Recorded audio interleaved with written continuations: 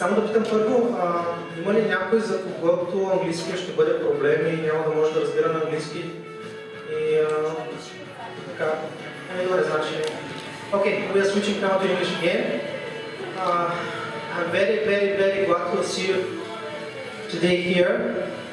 And somebody should stop the music now, hopefully. And welcome to the birthday party, I would say, of Startup Factory. The whole team and the whole community, we are very glad to see you here today. And also, I am very glad to see some Romanian guests that are based here and there. So please clap your hands.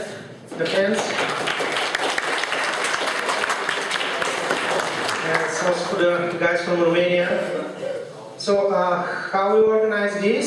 First, we will say thank you and to express our gratitude to the persons that supported us during our first year. Then we will make a short presentation and you'll see some interesting, let's say, moments of some of our most prominent events. And then we will give the floor and the word to the guys from Romania, and they will share their opinion and they will present to us what's happening in Romania, especially in the IT sector, in the startup ecosystem, and how this community is developing there. Most of them are from Giurgiu, so they're on the other side of the river, but maybe they work in Bucharest. So this will be a very interesting part, and I also hope it will be very interactive. So you are very much welcomed, and we will stimulate to ask questions and to interact and to express your thoughts. So I would like also to give the word to Martin. Hello everybody, thank you for being here today. I just want to remind you today is the official birthday of Startup Factory and we are now 1 year old. So yeah, I hope we'll do that every year for the next 50 years or so. The thing is that this is actually the official holiday based on when we set up the non-profit organization, but actually we started doing that a lot more than this. And during that time we had so many wonderful moments. I see a lot of people that we've already met on some of the events here today. So what we wanted to do today is do something like a recap of the year, to show what we did, to show what is going to happen in the future, and to give our gratitude to all the people that made all this possible, because we're getting a bigger and bigger organization with the time, and we gain more and more visibility. We do more and more events each month, and now it's the time to recap everything and to see what we have accomplished and what will be our targets for the future. So yes, let's start with some of the people that made all this possible. I will give Emma again. Yes, I'm also very glad to see so many familiar faces here and people that participated in our events and in our initiatives. So we are again in the University of Russia, so first of all I would like to say thank you and also to express the gratitude that we have to our hosts, the University of Russia, and especially this Professor Mikhail Iliev, who is the former Vice Rector of the University, and I think, how is it in English, docent? Associated Professor, Dr. PhD, Irena Volva. I think she's here in the room somewhere. Yeah, okay. So, Mrs. Volva supported us a lot, especially in the course of organizing the hackathons, so great thanks. And also to PhD, Yordan Kalmukov, who is over there again. Yeah, great thanks. And another PhD, his name is Svilen Punev. I think he's not here, but he also supported us a lot. So we can continue. So then we'll go with some of the companies and people that helped us during the way. I want to thank Evelyn Belcher from Webbox for his help organizing the hackathons, and also for the advertising. I don't know if he's here today. Developing the logos of the hackathons. Yes. Then Confo, one of the sponsors, and Vikhren Ganev, because of his support of most of the events that we did during the year and both hackathons. Yes, sorry to interrupt you. Many special thanks to Confo because actually that was the first organization and actually outside Russia that showed recognition and supported us. Not only during the first hackathon in May last year, but also for organizing some courses in the co-working space. The first 3 courses for PHP and Android, I think. So Vikhren is here, please stand up, Vikhren. Many thanks to Confo. So they will continue with some of the other sponsors that helped us during that year. Cogito, one of them, Programista, another one. Both of them are not especially based in Russia, but they still participated. Sirma Group, they have an office in the town here. Musawasoft, again, they have an office in Russia as well. Visteon and PC Doctor, which are based in Russia as well. I would like to add something about Musawa and to say thank you for their birthday present, a small cake which they brought 10 minutes ago. So thank you, Musawa.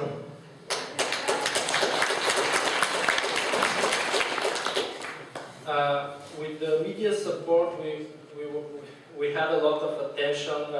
They got our word spread out throughout the city and around Bulgaria. We want to help TVN for broadcasting some of the events.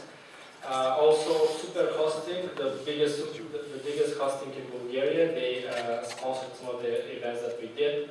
Network Bulgaria, based in Russia, they supported the first hackathon that we did here in the university. Dejan Totev helped us with organizing the Node.js course that we did in the... Where is Dejan? Yeah, it's over there. Thank you for that. He'll be speaking shortly afterwards, I guess. Then Justin Thompson and Emil Georgiev, they were the first speakers, the first guest speakers that came to Russia to do a presentation for us. Justin and Emil Georgiev, they were the first guests of the co-working space when we started in Evas, in another location. And they are very good friends of Startup Factory and they are always supporting and encouraging us. So they also have the mission to develop this startup and entrepreneurship ecosystem outside Sofia. And we are quite grateful. And several more people that made all this possible. Venceslava Nikolova for helping us do some of those events. Volga Niski, he came to Russia to speak about financing startups and helping the startup IT company succeed.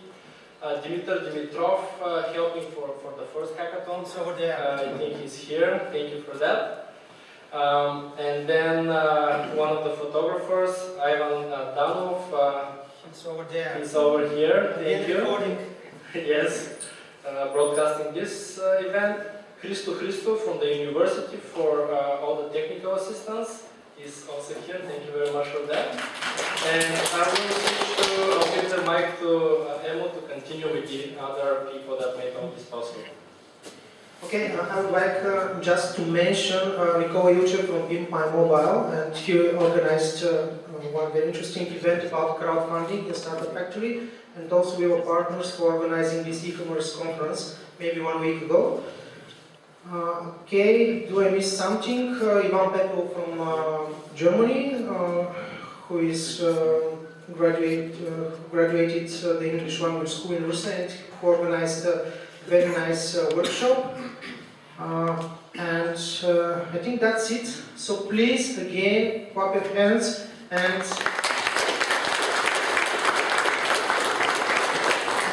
now we are finished with this thank you part, and we can continue. So I think that's the point where I want to ask somebody from the audience to share his or her experience about Startup Factory. I see Alex at the bottom. So Alex, could you please come? And we just want to invite some people that participated in events and in initiatives to share their thoughts. Okay, so what do you think about Startup Factory? Hey guys, for those of you that don't know me, I'm Alex. I'm a software developer and recently started developing my own product thanks to the guys here and the whole team of Startup Factory. I'm going to tell you a few words about Startup Factory's Quick Start program. This was a 2 months programming, if I can say so, competition in which I and 6 other teams took part. It was about developing a complete product in the course of 2 months, and the guys here were helping us with mentoring help, helping us contact people that can help us with the technical issues or the marketing and the most, the business side of the whole process. It was separated into 2 parts. In the first part, we had to develop the technical side, do the programming, do the workflow, the functionality of the whole product. In the second part, we had to focus more on business development, marketing, and stuff like that. Overall, it was an amazing experience, and I learned a lot because as a programmer, I'm not really focused on business, on marketing, on business model development, and this was really good for me to learn a lot of new things. And the same for people who are more focused on, say, design or economics. It was good for them, to learn more about how the programming part of the whole process takes place. And I won the competition, but if I can say so, there were no losers in this competition because you either win or you learn. We all got a lot of help from the people, and we got introduced to a lot of investors, different people from foreign countries, not just Bulgaria, who helped us a lot. And this was an amazing experience for me because like 4 or 5 months ago, I didn't imagine that I could develop something on my own. And with the help of these guys here and the whole Startup Factory team in the room, they helped me to turn my this is like super dramatic, but turn my dream into reality, if I can say so. So give it up for the guys.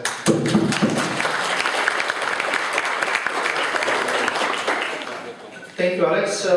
So it was not necessary to speak so much, but actually we appreciate it. And I want to say that Alex is somehow, and to some extent, one of our success stories, even now, because he won the last hackathon, Russia Hack 2, and he worked maybe 16 hours per day in order to win the hackathon. So you can imagine the efforts that you have to put and the dedication and the commitment that is necessary in order to win a competition, this hackathon. And he also continued developing a own product during this competition that we organized. Actually, I would advise, and I would say that it takes a lot of work, it takes a lot of effort, it takes a lot of dedication, but you have to pay this price, and in order to achieve significant results and in order to build your own product and to run a company, you have to put this energy and this effort.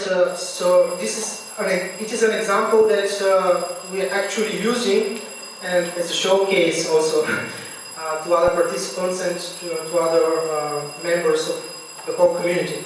Okay, so who is here? Is Elena here? Elena Kristova?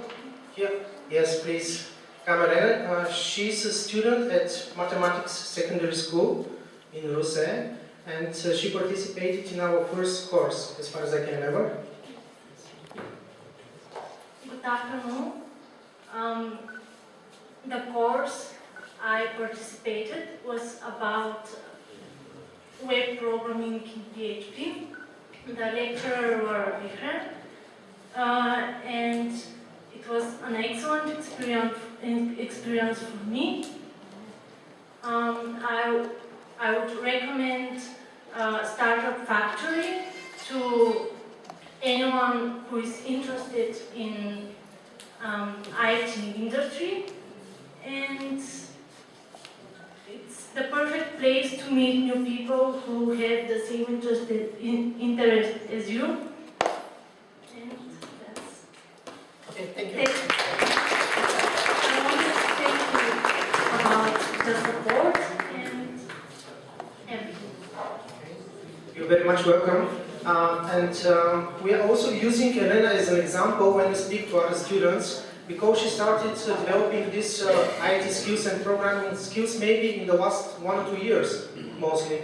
And she finished several courses at the software university, and now I think she's getting close to this medium level of programming. How would you say, Vikram?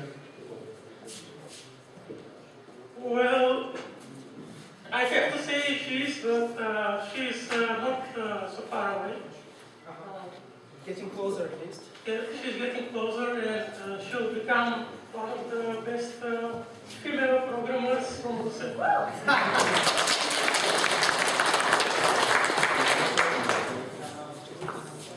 Let's check who is next and who is in the room, because we have a list, but some of the persons sent a message that they are not coming. Vasil Kozlov is not here. Petya Marinova, is she here? Petya? Yes, you can speak also in Bulgarian and share your experience and thoughts. Благодаря ви много. Искам да кажа, че Startup Factory много ми помогна и имаше много хубави курсове, които ми помогнаха да усвоя материята доста дълбоко и бяха наистина добри професионалисти. Super. Thank you. Thank you, Petya. And Petya finished 3 of our courses, or 2, I can't remember, maybe 3. And always graduating and taking the final certificate. And now I want to invite maybe Kamen. Yes, please. Kamen is using the co-working space, and he is in the top 3 of the engineers in Russia, maybe. Do you agree? Hello everyone. So I like to say that one picture is better than 1,000 words, so I'll give you a quick presentation. Because they asked me to talk about Startup Factory, and I'm an engineer, the engineers really don't talk much.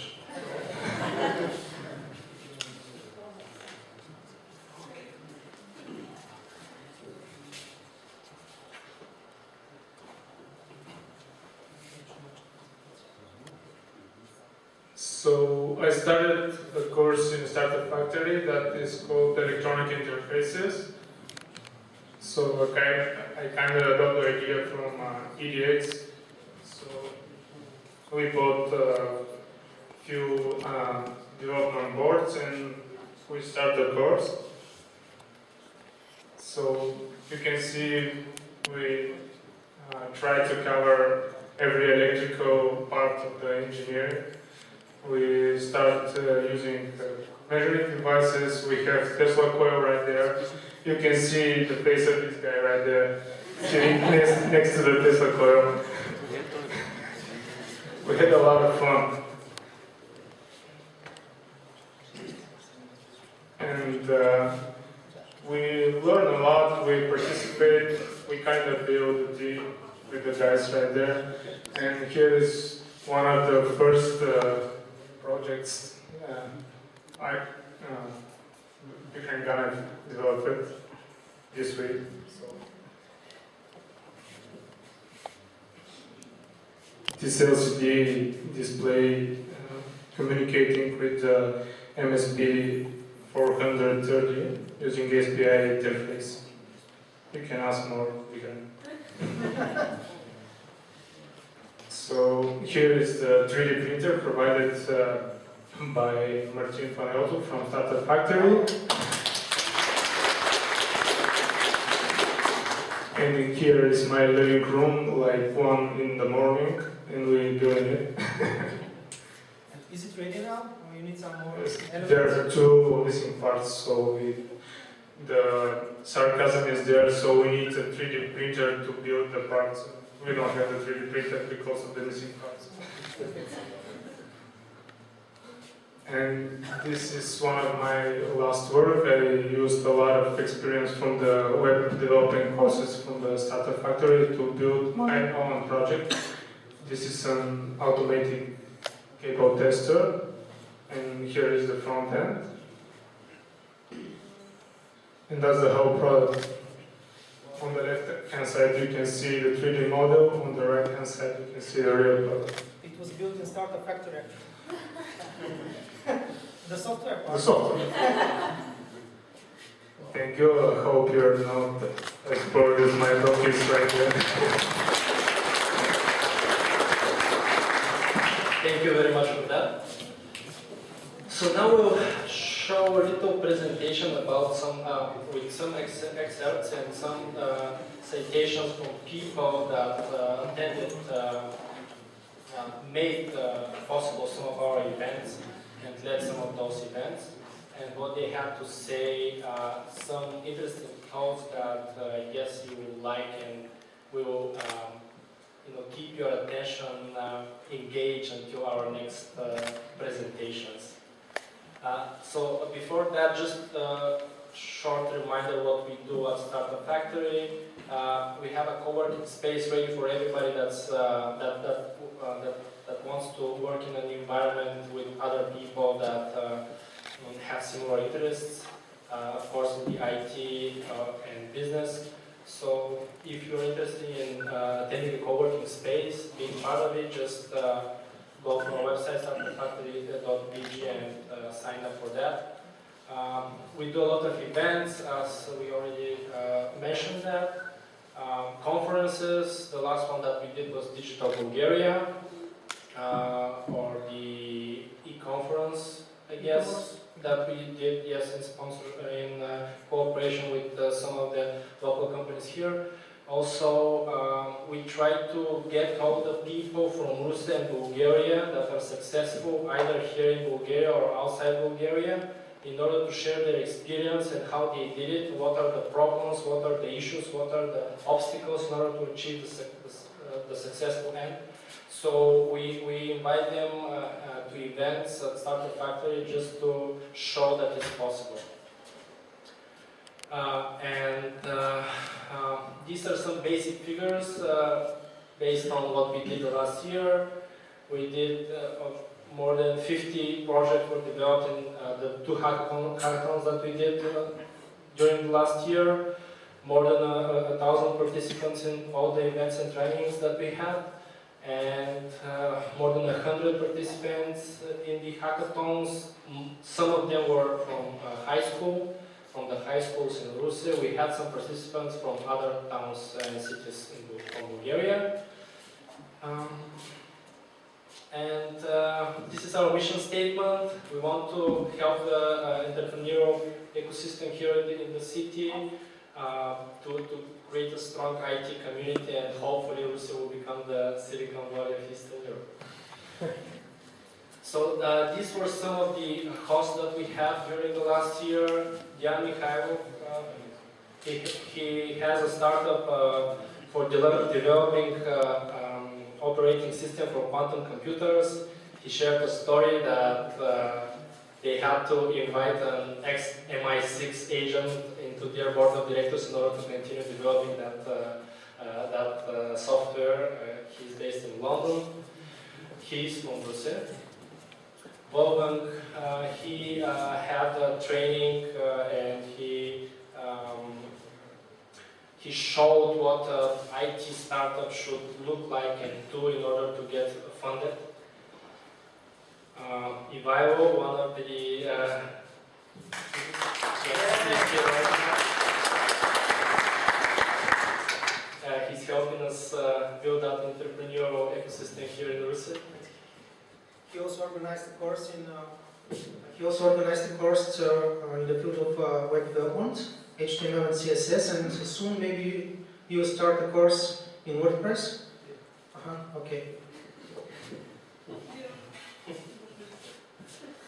Vikram, yeah. One of the key engines in the factory. He helps a lot. Kauyan, he's here again. He's one of the hidden in the corner right there. Gideon.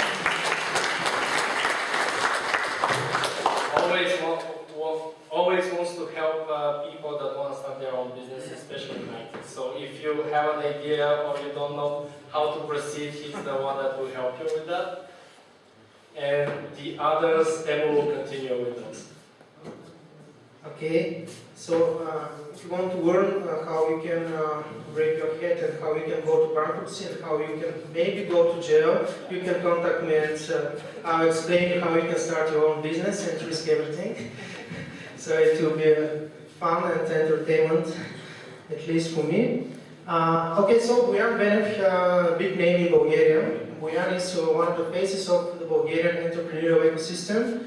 And he's a success story. So he attended and he was a lecturer at this event conference, Digital Bulgaria. I would like here to stress that Bojan is a big fan of Startup Factory, but also of other entrepreneurship organizations outside Sofia. So the last time I spoke with Bojan, he told me that we should try to develop this ecosystem and these organizations and this whole environment, let's say, in a way that is different to the one in Sofia. Because in Sofia, especially with the funds and with the access to resources and to money, actually the way this ecosystem is growing and is established, according to Bojan, is not the right way. And it's not sustainable because you're not focused on building real products, it's not focused on building actual business targeted at satisfying and answering to real demand and to real customers. So he wants to contribute to developing this, I'm always saying this ecosystem, excuse me, I'm really a fan of this word, but he's always, he wants to contribute to develop this environment and these organizations and this style and this culture, and to go to this old-fashioned way of building your own company and building your own business with a lot of work and building a real product and selling this to real customers. Okay? Do you agree with this? Or you prefer to apply to some funds, get some financing? Who wants to say something here? Gal, what do you think? You applied to 11. Me? Yes? I'm not 11. Yes, I know, but at least you applied. So, what's your opinion about the startup ecosystem in Sofia? Do you think that it's the right way to develop an ecosystem and environment? Or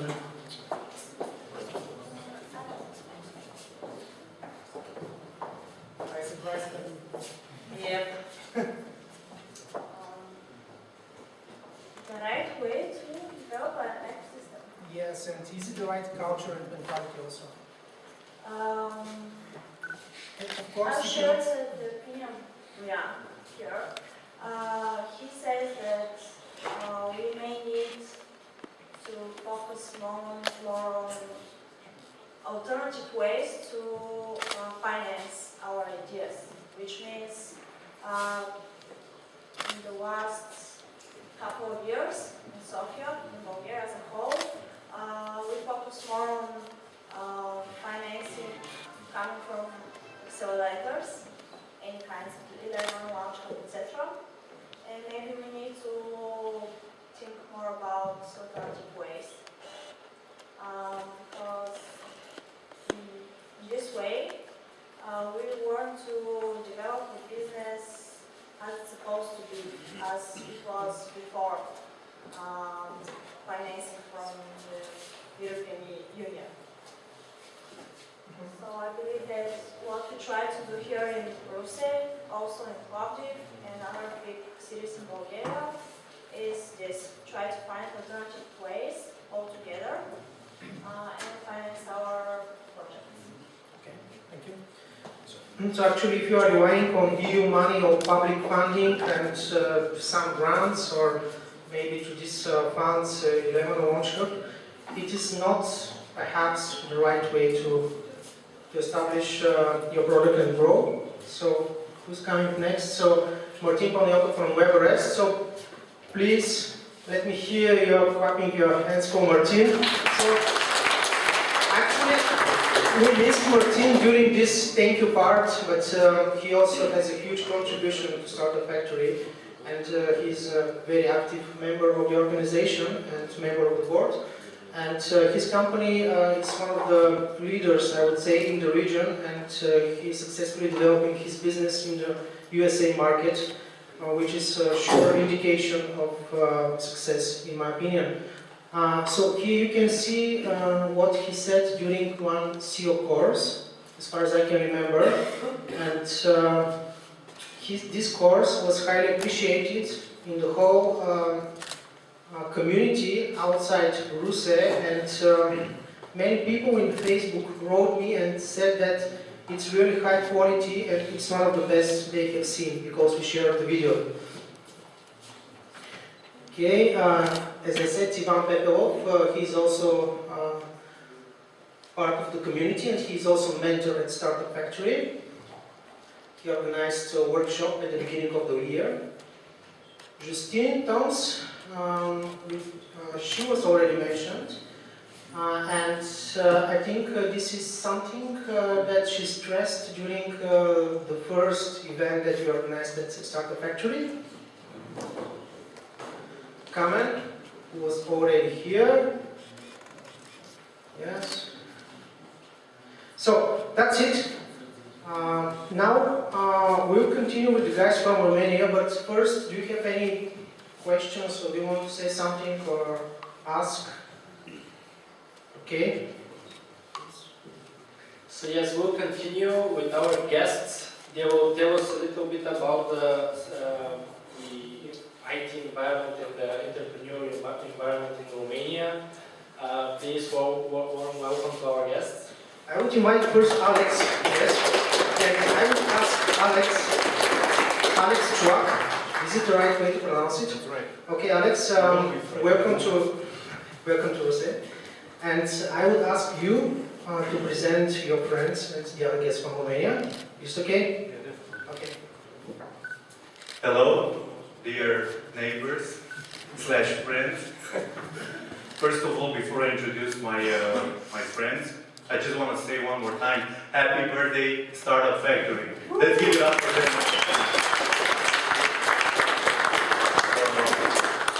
I am really flattered that you guys invited us here. From what I knew and from what has been confirmed here through the work that's being presented, you guys are doing a great job, and I really hope you can become the Silicon Valley of the area. Together with Giorgio. Together with Giurgiu, together with Bucharest, we need to have a strong presence, because in the end, we came here to present, discuss, share some of our entrepreneurial experience in Romania, but it's not necessarily about Romania, it's about what's happening in this little corner of the world, this hectic corner called, I don't know, Eastern Europe, with the Danube, if you want, the lower Danube. So it's about us, and we need to establish a strong presence in the regional brand here in the area. Okay, so now I'd like to invite to the panel my friends. So first of all, we have Ștefan Prodan, who is the CEO and founder of Venus and a software and solution architect of great experience in Romania. Yes, you can have a seat. Please have a seat, Ștefan. Then we have Robert Mergeani. By the way, Ștefan is not from Giurgiu. He is from Călărași.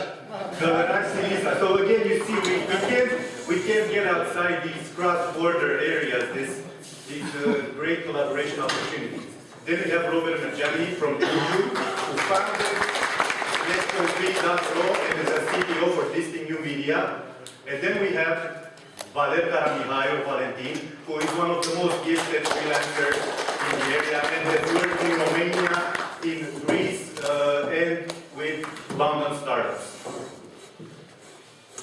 Again, if we may, I will first walk through a short presentation that we devised for this session, and then maybe we should jump to the actual discussion panel, and you guys can, you can even ask questions for these slides that I'm about to present, and I also want to ask my colleagues on the panel to jump in with their opinions on each slide, okay?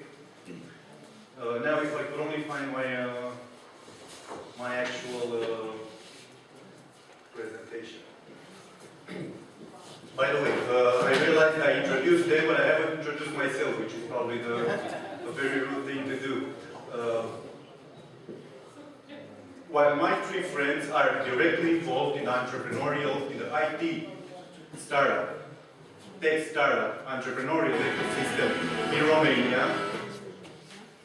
Am I supposed to do karaoke? I wish I could. Okay, I am what is nowadays called an academic entrepreneur. What does that mean? I have a PhD in computer science and I work as a university lecturer in Bucharest. I teach computer science and I don't just do that. I'm working in a new school, so I'm in charge of developing new study programs. I am in charge of developing, designing, what should I say, various student services. Some of them really similar to what Startup Factory is doing, because we are also interested that our students get the chance to build their own business.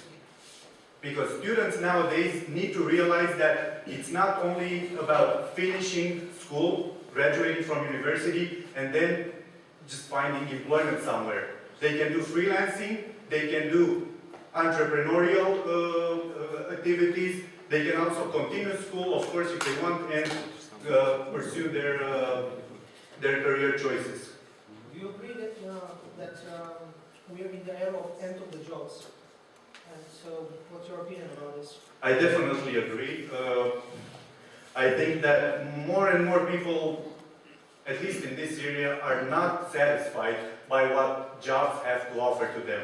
And we see this in Romania. We see either jobs that are very poorly paid, or we see jobs that are well paid, but they just stress you out. They wear you off because of the high pressure that is put onto you. So, living in a time where you are basically free to just develop a product, start a business, make connections, network, it's impossible. It's emergent that our society will slowly migrate towards a stronger ecosystem of small and medium businesses.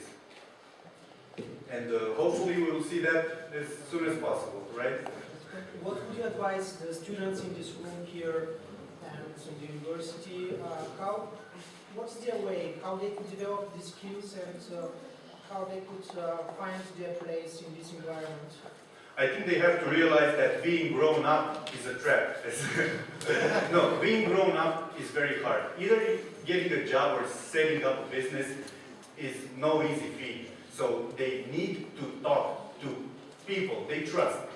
Elderly people, not elderly, I just want to say that grown-ups who had a certain amount of success in their career and realize the skill set that they need to acquire, but this skill set will have to include both technical skills and also these soft skills that we need to get by in the world. So go out and see if you can find out exactly what you need in your skill set in order to do what you like.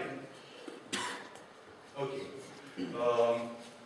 Before I start the presentation, again, I just want to say a short disclaimer.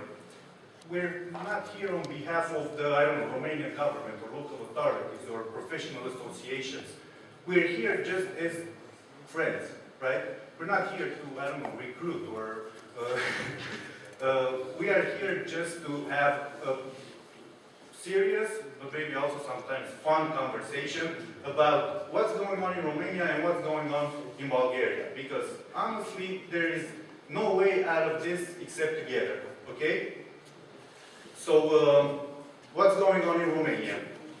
I'll put up 2 slides now, because we're all tech people, so we all love our internet memes, right?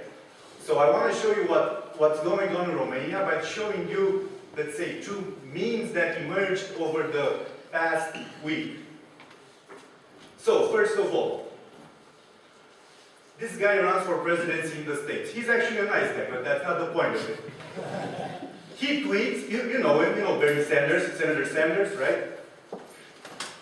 One day his Twitter account, I don't know if he's the one actually managing it or if he has some kind of social media staff, he probably does, but he tweets the following thing. Today, people living in Bucharest, Romania have access to much faster internet than most of the United States. That's unacceptable and must change. Of course, the second phrase, maybe the wording was too harsh. People who didn't know Bernie Sanders maybe thought that they're trying to invade Romania to take advantage of our internet, right? But the thing is that from this single tweet, the internet in Romania just blew up with reactions. And people started just perpetrating this meme, and what I'm showing you here is actually a screenshot from a website that a team of web developers in Romania put together right after the tweet. They created a website called Bernie Speed Test. And do I have internet on this computer here so I can...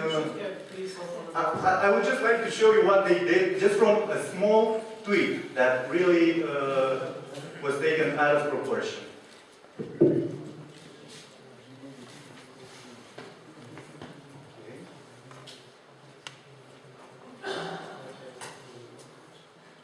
Okay.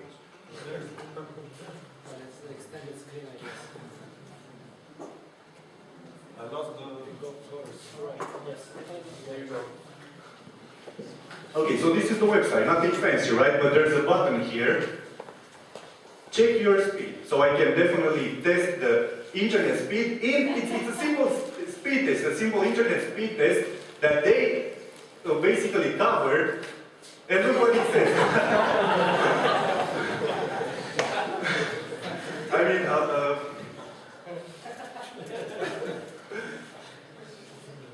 so this is... I'm slower. I mean, some Romanians guy read it, so they probably exaggerated a little bit, okay? we like to brag a lot. That's the top speed. Okay, and the second, okay, and that. So this is one of the things I wanted to show you from the Romanian internet side that happened as of recently. The second one was this one. This beautiful village in Transylvania called Bogata. These guys put up a website by the name of visitbogata.com, a tourism website, in response to another internet celebrity, Snoop Dogg. You probably heard of him. What did Snoop Dogg do? He was in Bogota, Colombia, for a concert or something. And when he checked in on his Instagram or something, instead of Bogota, he wrote Bogata, which is a small rural village in Transylvania. Some guys in Romania stepped on the occasion right away and just created a tourism website for this little village. And it's actually a very nice website. And imagine, they just jumped on the hype train that the internet was rolling along. Okay, so let me just visit Bogata. Okay, so see, nothing out of the ordinary, but they knew how to exploit the moment, and they were there on the meme train of the global internet, right? Okay, so the best place for children in Romania, that's definitely a reference, right? How to get it, just nothing really fancy, but that's the actual original Instagram photo. Okay, so what I'm trying to do is that in Romania, this probably is true in Bulgaria, we are also trying to be there on the global internet, to have a strong presence and to take advantage of every little drop of, how should I say, referencing that gets done to us onto building, this time a national or a regional brand in a way, right? Okay, good. Now let's get back to our presentation. And I'm sorry for, tell me, Do you think that such a branding would be also applied to cross-border or transnational regions? I think it definitely can, is, and will be, just that it's a matter of intensity. It's a matter of finding the right channels of communication by which doing this. It's a matter of doing a nice design. It's a matter of wording your text in a certain way. So it's a matter of doing a small product in order to draw attention, but the execution for that product has to be as good as possible. Okay, so just to start browsing through the presentation because I'm afraid we'll run out of time. So this is Romania. As you can see, I've highlighted there. Bucharest is by far the most important city and cultural and industrial hub in Romania. But we also have 5 or 6 other cities that might present some kind of importance to you. We have, for example, Cluj-Napoca, which is again has a strong IT ecosystem and they're building it. Sometimes even disjointed by Bucharest. Same for Timișoara. They have enough human capital and enough resources to develop their own scene. We have Iași, which is the capital of Moldavia. And then we have Constanța and Brașov, one of them how should I say, the emblem of the seaside, and one of them the center of all these resort villages in the mountains, so they can also take advantage of the tourist side. In fact, Bucharest is much stronger than all of them. Bucharest, the average, let's say, quality of living in Bucharest is higher than the European Union average. That means, for example, that Bucharest is not eligible for the cohesion fund of the European Union, since we talk in these... Quality of living or cost of living? Not cost of living. Quality of living, is in median income and, of course, cost of living corroborated. I'm just talking about the way the European Union assesses all these administrative territorial units. And Bucharest apparently is doing fairly well since they're not eligible for the cohesion fund of the European Union.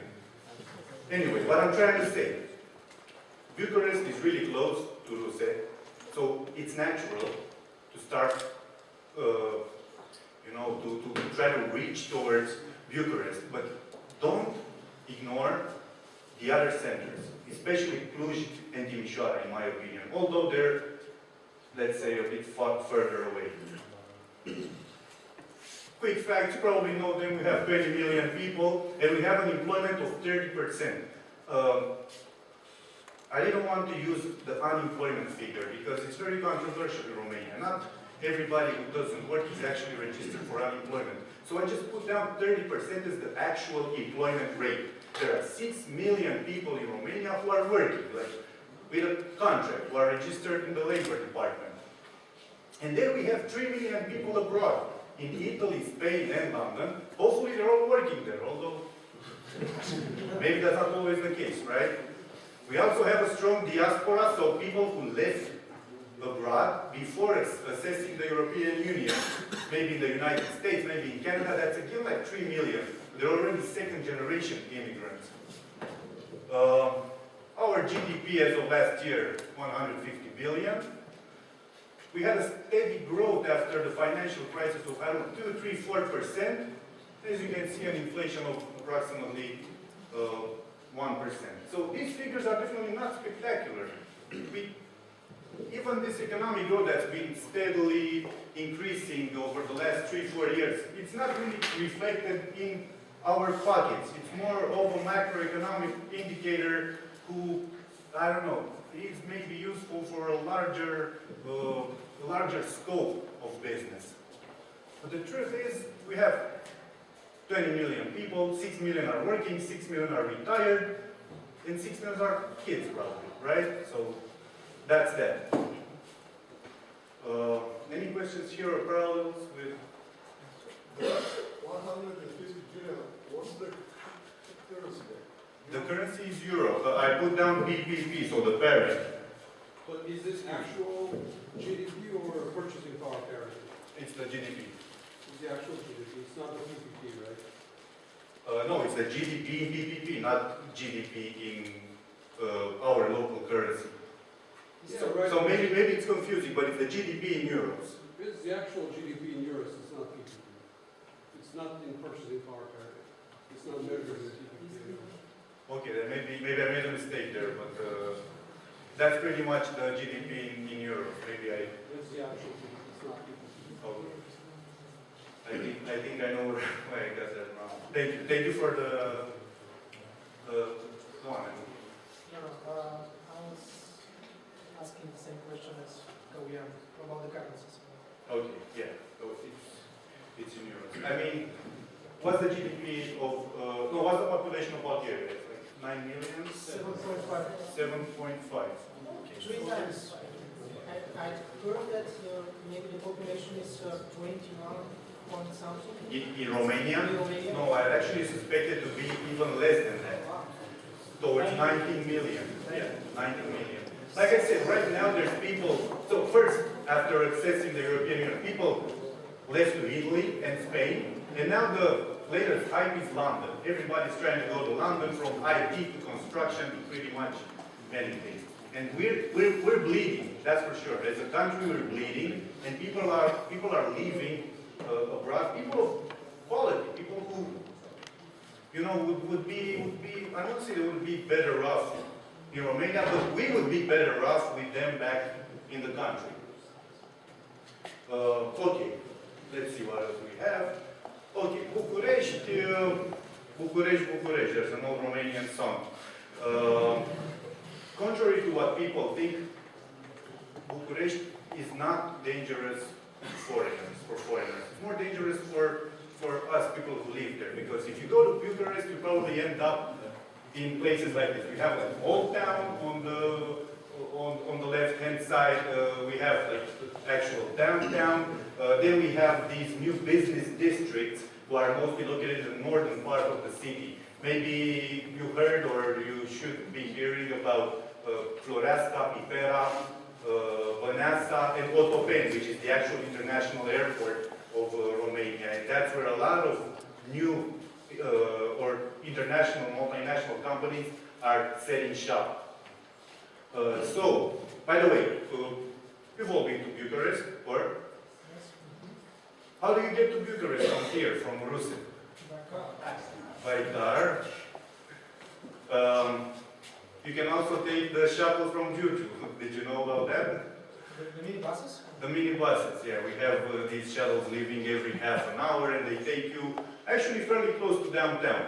Because once you're in Bucharest, you're only interested in, like I said, Old Town, the northern part of the city, which is mostly a business district, and the administrative district, I would call it, like Piața Unirii, like Union Square, Constitution Square, and Victoria Square, where pretty much all the government buildings are at. So if you want to do business, you probably end up just in a slice of Bucharest, which is very open to foreigners, safe, and it's actually pleasant. Honestly, in terms of big cities in the area, I can say that I like Sofia and Bucharest probably just as much. You can feel this like Eastern European, but also development type of mood in both of them.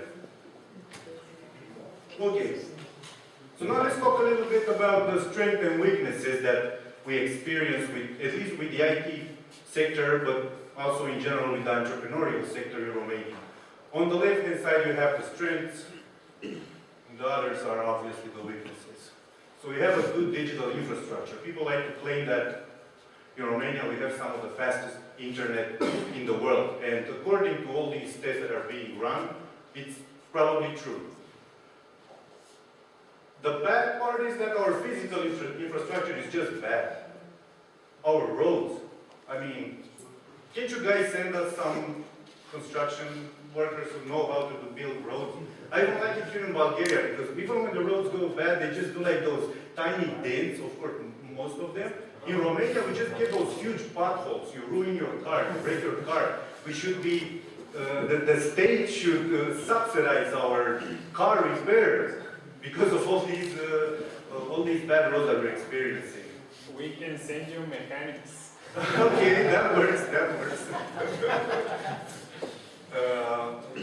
Well, considering how often we register our cars in Bulgaria, I think we know some mechanics too, right? As they go hand in hand. Okay, another point. The cost of living is fairly cheap in Romania, although Bucharest is starting to, I don't know, disavow this affirmation. Let's say the cost of living is probably 2 or 3 times less than in Western Europe. However, the counter side to cost of living, it's hard to raise investments, it's hard to raise funds for a startup. Even if we're talking about seed capital, it's just hard. Not everybody is willing, we don't have that much liquidity in order to support all these new startups, or will maybe, I don't know. Then we have a growth potential, apparently, because all these consecutive years of, how do they call it, when you try to make the state apparatus leaner, so you spend less with the national administration in the end.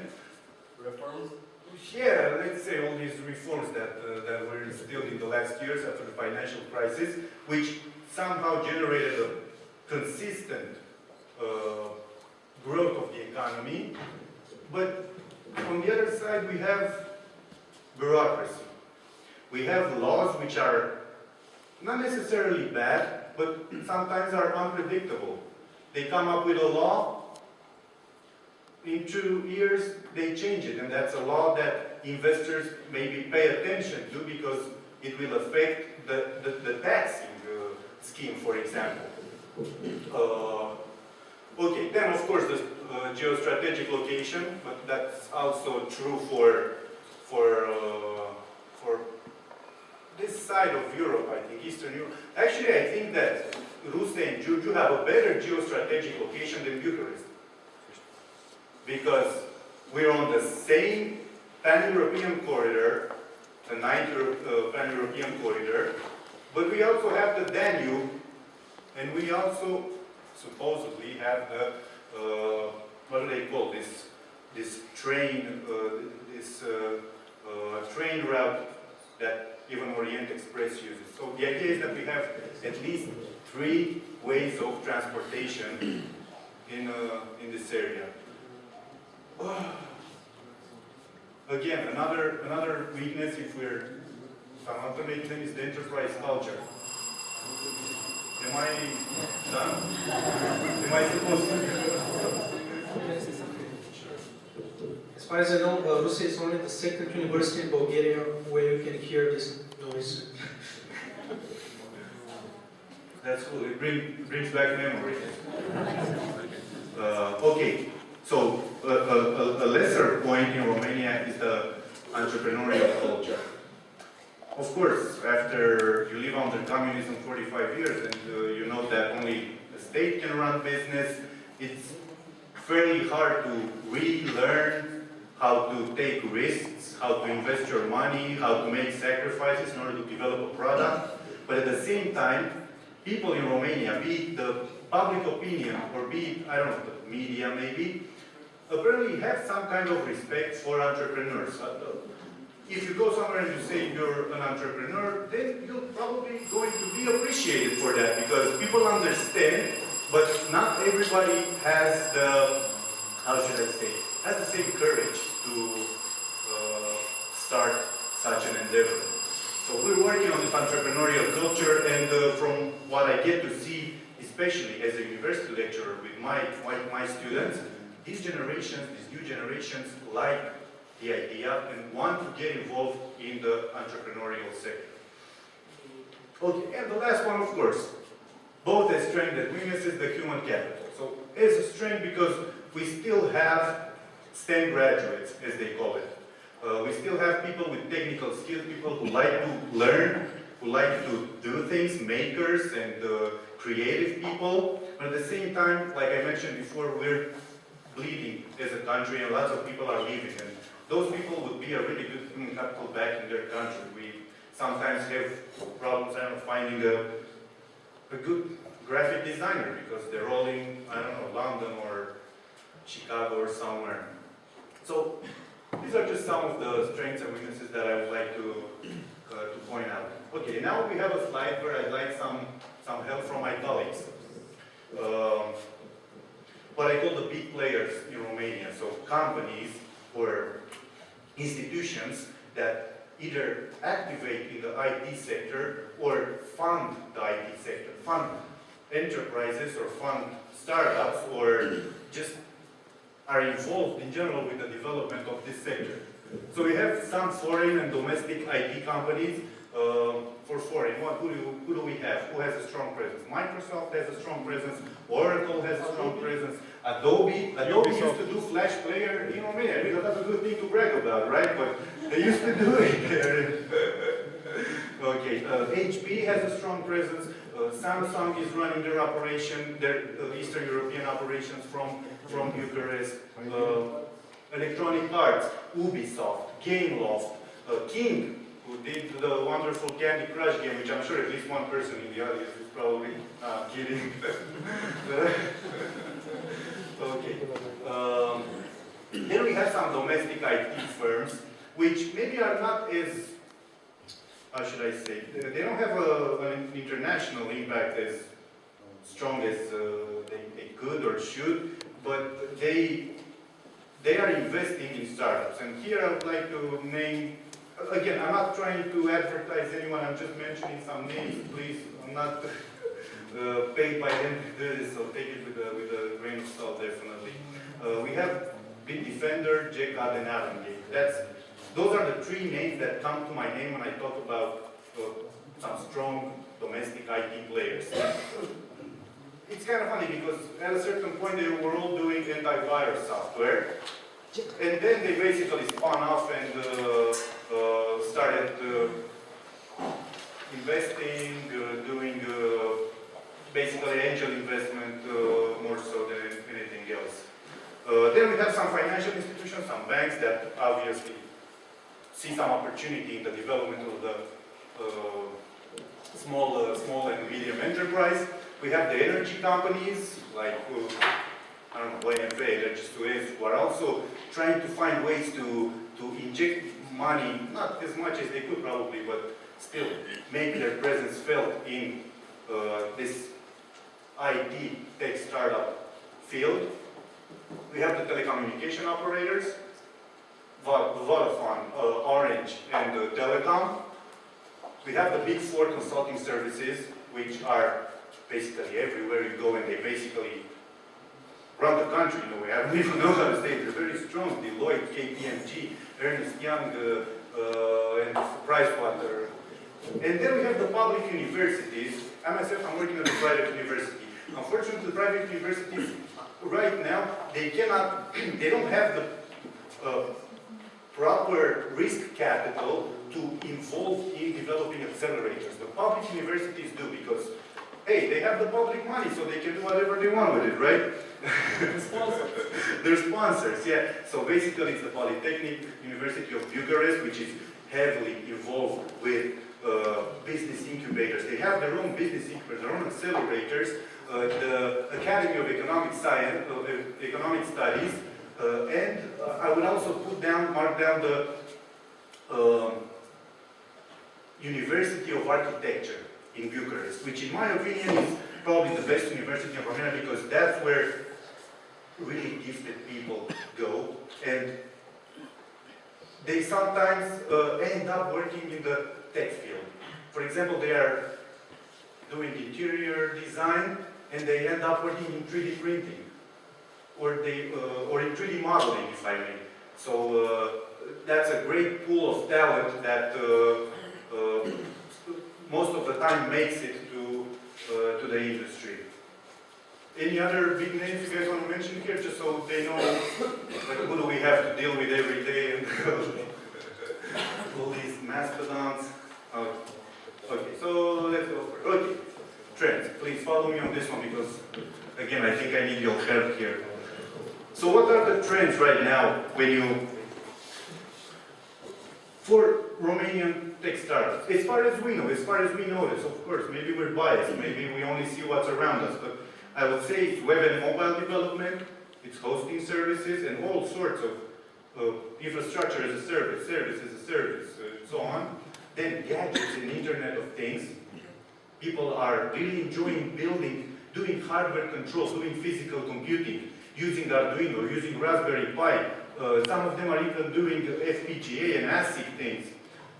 And then, of course, education and digital education, but informal and not formal, not necessarily in the university classroom. So we have all these NGOs and nonprofits and even startups that are trying to teach computers and robotics from primary school level. So I think that's a great thing because myself, as a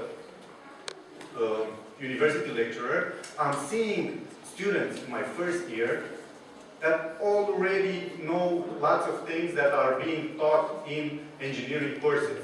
I am a jury on this hackathon for high school students called Infomatris, and I even saw students in their 7th or 8th grade developing full-blown web applications, mobile applications, and hardware control applications. So when they're 13, 14, and they learn so fast, and they have all this creativity, and they're not biased at all by all these, I don't know, things that somehow affected us on the way. Alex, do they develop these skills by themselves? How they learn to build actual products? Some of them develop them by themselves, just by studying. Some of them are fortunate to have in secondary school or in high school a really passionate teacher. Some of them go to after school where they have either, I don't know, they learn another foreign language, they do some kind of sports, but they also do computers, programming, they do robotics. So it's very hot in Bucharest right now. All these after schools are, how should I say, are just starting to grow up everywhere because grown-ups are working. They need a place to leave their kids at, where they are being taken care of, right? So yeah, I think it's great, and I'm all for education, to be honest. Okay, so on the right-hand side, I try to pin down some of the things that people in Bucharest like or they care about. So if you do an app that somehow addresses those 4 topics, and of course there are many more, you have a higher chance of success than, I don't know, other apps. So they like anything that's ecological, green, bio. They care about nature and animals and just this how should I say, just in general taking care of the environment, right? Then arts and culture. People love their arts, love their culture, especially since Romania is somehow thirsty after arts and culture because under communism wasn't that easy for us to stimulate or to let the creative people express themselves. So right now this whole thing is coming back like backfiring in the end, but in a good way. Then they like travel. They like to travel in Romania. They like to travel all over the place. They like lifestyle, so they like all sorts of apps that, I don't know, help them be more efficient on their daily routine. And I also put down gaming, be it video gaming, be it board games. What else should I mentioned here. Gamifying everything. Everything needs to be a game. Everything needs to be a challenge. Turn boring tasks into games so you are just better motivated at doing them. Okay, guys, I need your help here. So, who can chip in some thoughts? As far as trends go, or maybe we should also talk, as we have here three experts, three technical experts, but also very good business managers. I would like to ask them, apart from what's being done and what's being targeted, I would like to ask them about the practices, because they have a lot of experience in just doing things that work and how to make this business model more efficient. So, Stefan? Thank you. I want to start by saying I run a business that right now will turn 3 years. It's a small startup. We have 5 people. All of us are back-end, front-end, and DevOps. So we have, each of us knows to do everything. Because we are very small, we can afford to have a specialized, I don't know, front-end only or designer only. So, from my experience, in those 3 years, I've learned a couple of things. As a startup, I tried to follow the trends at the beginning. One of the major trends was everything in the cloud. You probably know this. If you start a startup, you have to go to Azure, Amazon, or something else. Because it's cool. It's cool. It's a bot. You just need to set up. I mean, like, you don't have to think about hardware and all that. Just like buy some credits, start your like service. It's great to start. But after a while, if you have, for example, a client, your first client, and things start to gather in your database, you have to set up a continuous integration server. Maybe you write some unit testing. You need to run those unit testing after every check-in in the data, in the source control, and so on. The price of running your business in the cloud will skyrocket. So my experience is, after 3 months of running everything in the cloud, I moved from Azure to Amazon. Try that again.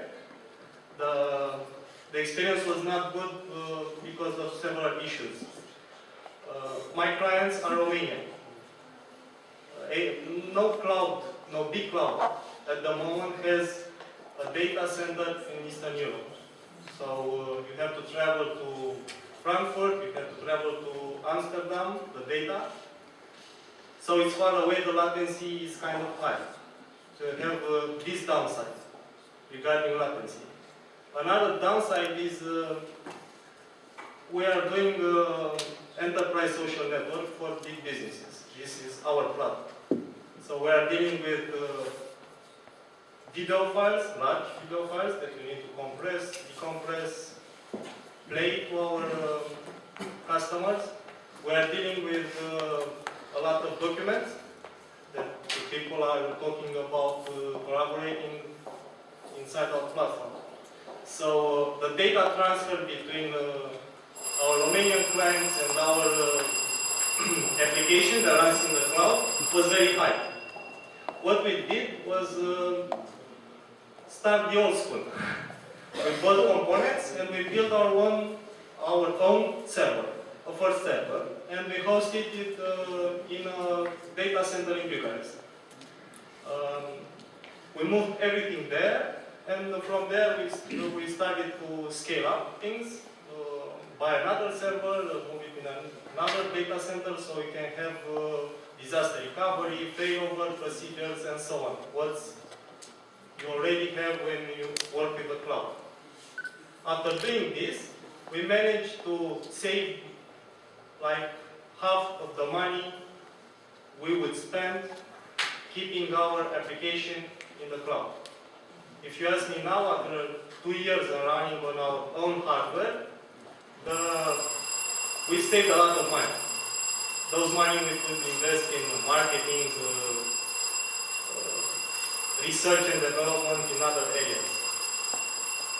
Another big trend in startups is continuous delivery and deliver as fast as you can a feature.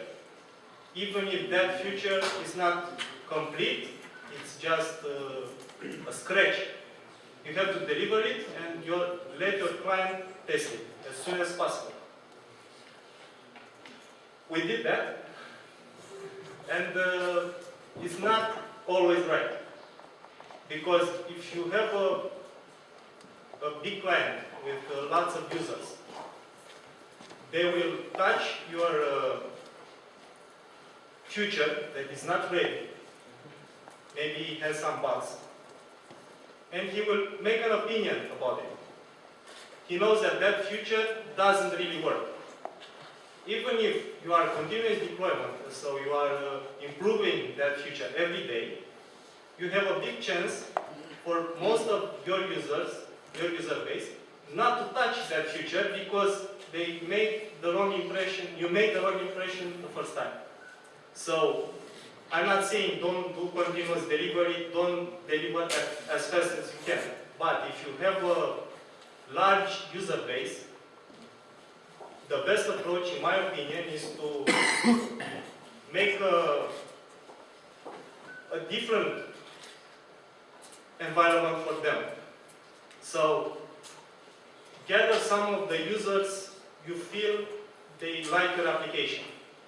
Make a group with them and build for them a preview stage. Even if, okay, it will cost money, you have to buy another server, use more resources.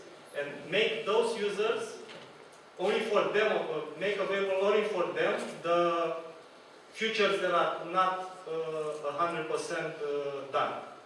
So after you have the feedback from that small user group, then you can deploy this feature for the whole user base. Like the lean startup. Yeah.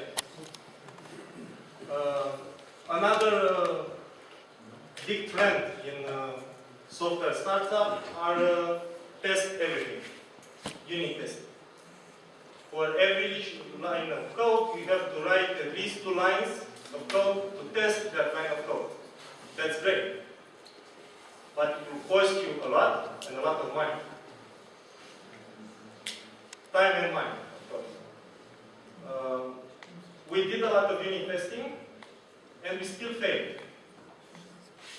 Because you can unit test everything, but if you don't test the whole system, even if each part of your system works great, the test is okay, everything as a whole may fail. So my suggestion to you is better do unit testing a little, only where, I don't know, the sensible part of your application, like the security aspects, logins and stuff like that. And do a lot of integration testing.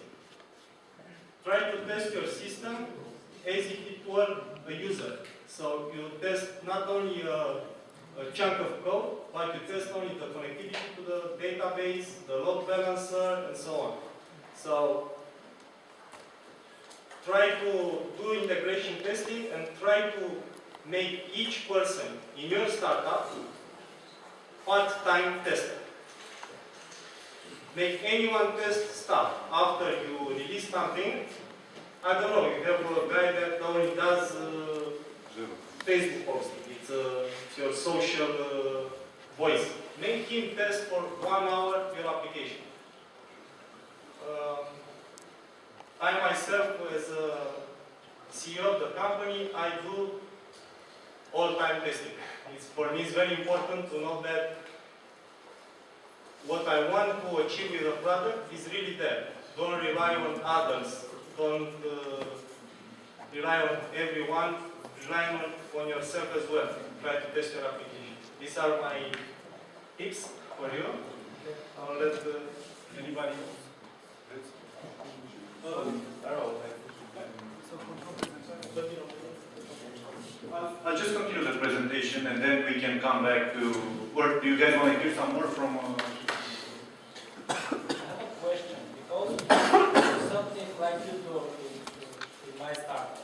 we actually test a lot because sometimes something breaks, either on Edge or different browser or mobile or whatever.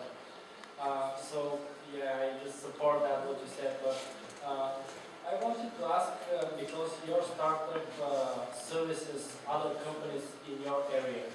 Do you think that on average it's possible that startup companies may emerge in Bucharest and they can rely only on Romanian customers to survive?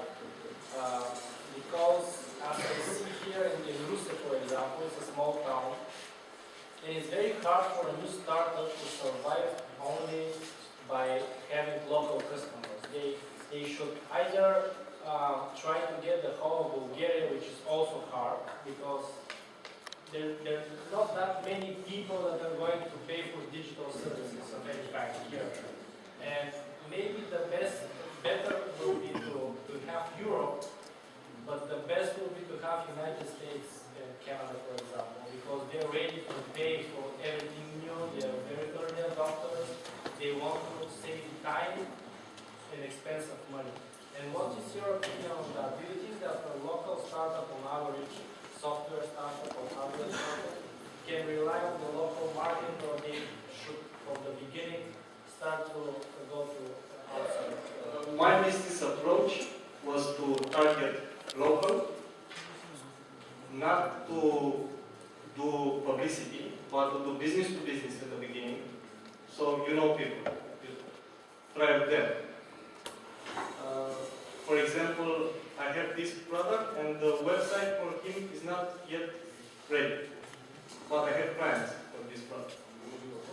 How I got those plans from business to business opportunities, locally. Why I advise you to start your first client to be local is because you can go to him, communicate better in your own language, and he will understand you better.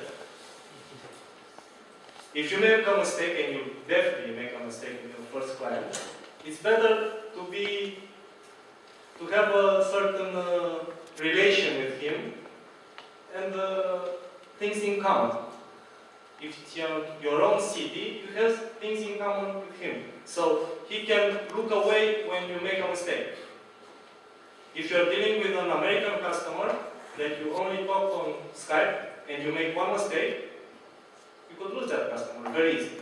It's very hard to reach back to him. I'm not saying stay local. It's not what I'm saying. Start local and then go big, go elsewhere, I don't know, Europe, US, of course. But another problem I had going outside Romania, and maybe you would get the same problems, is the trust issue. First of all, the data trust. You have developers in your country, right? The developer can access the database. You are dealing with data from an American company. They have very strict issues about who can touch that data and so on.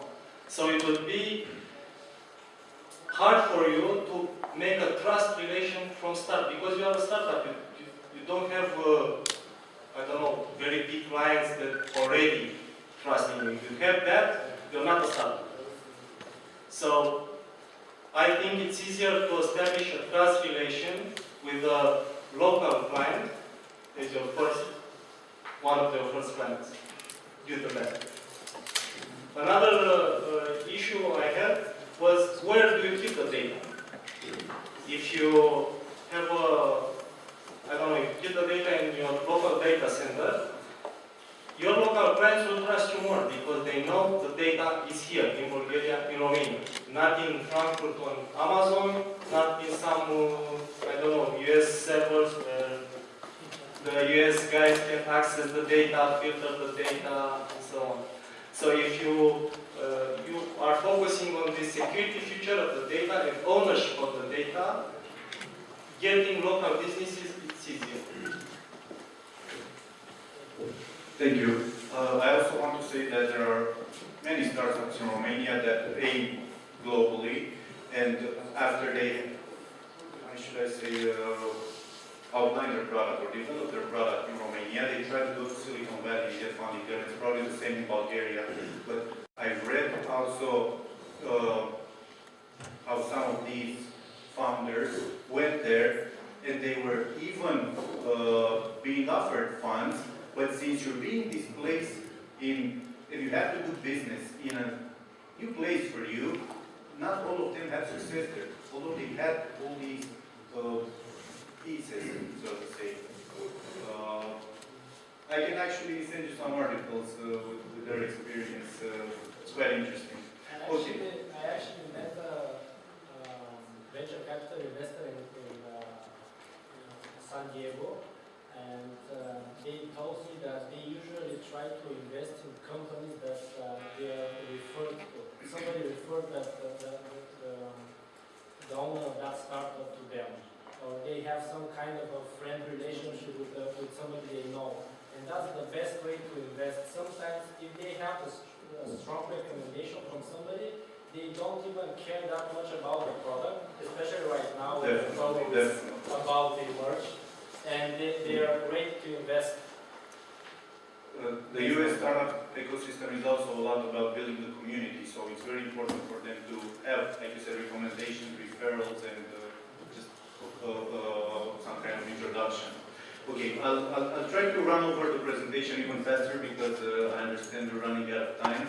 We'll come back to our experts here. I just want to say the following thing. So, communities in Bucharest. If you want to go to Bucharest and just work somewhere, there are some hubs, there are some co-working spaces. I would recommend from what we know, Tech Hub, which is one of the most successful, but also oldest, Impact Hub, which is new, and they're starting to do some nice things. They're both mostly towards software, let's say, and then Node Makerspace, which is mostly for, like I said, hardware control and actual gadgets.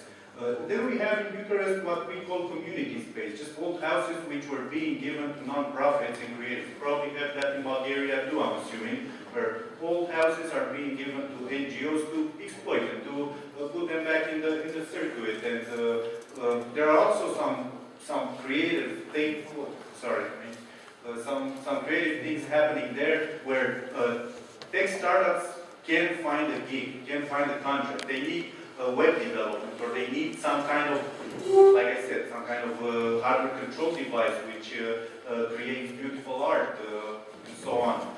Also, maybe even easier for you would be to know that online, as communities, Romanians, especially in Bucharest, usually use Facebook and Facebook groups.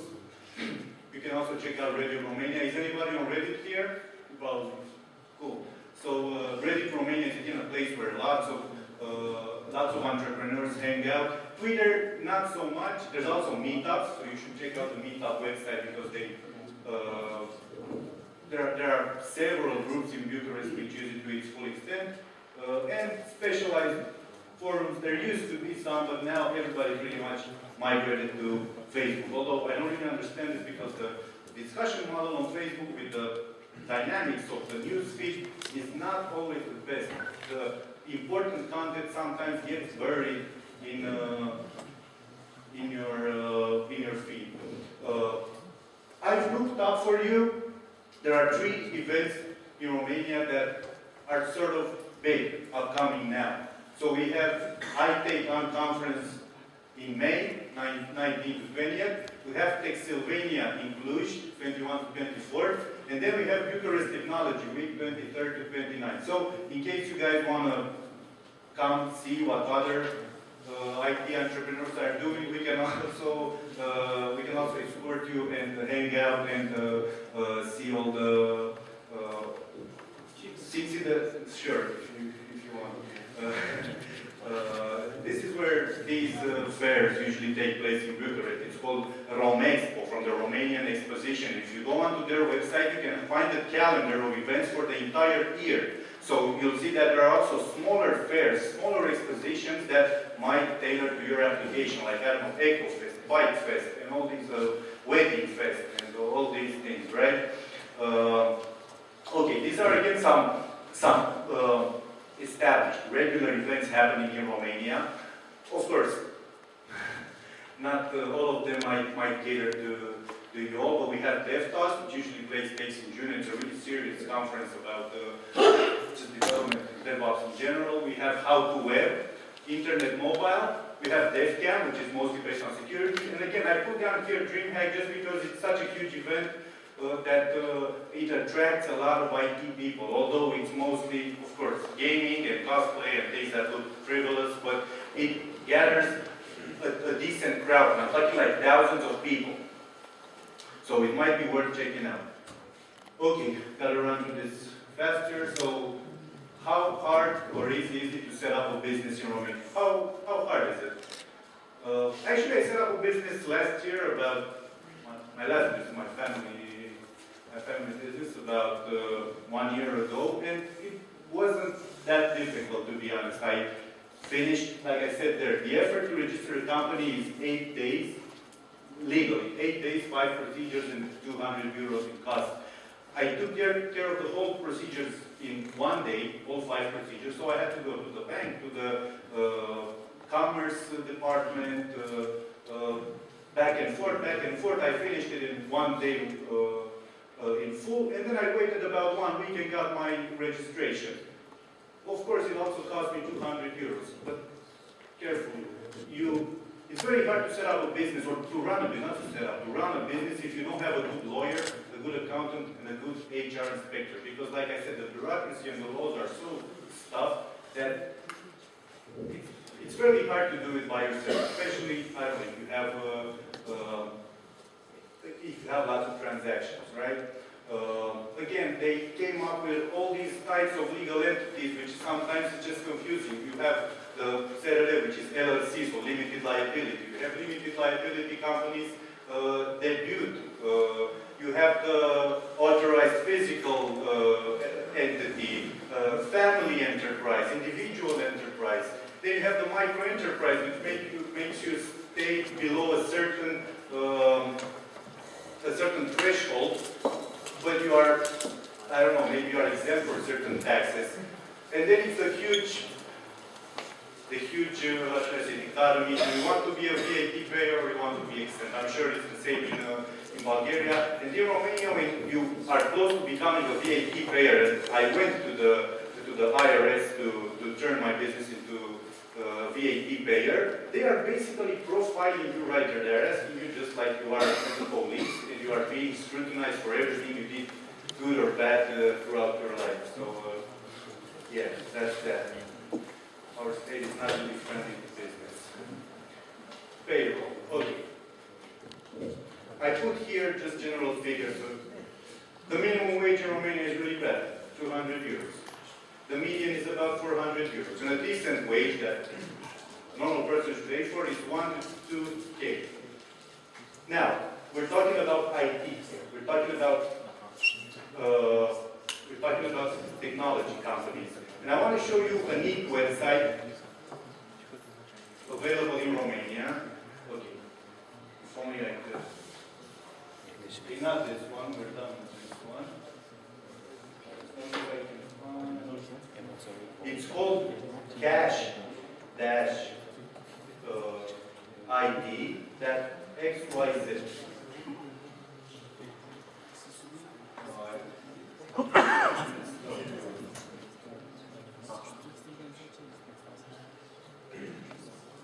Yeah, again, I can't really.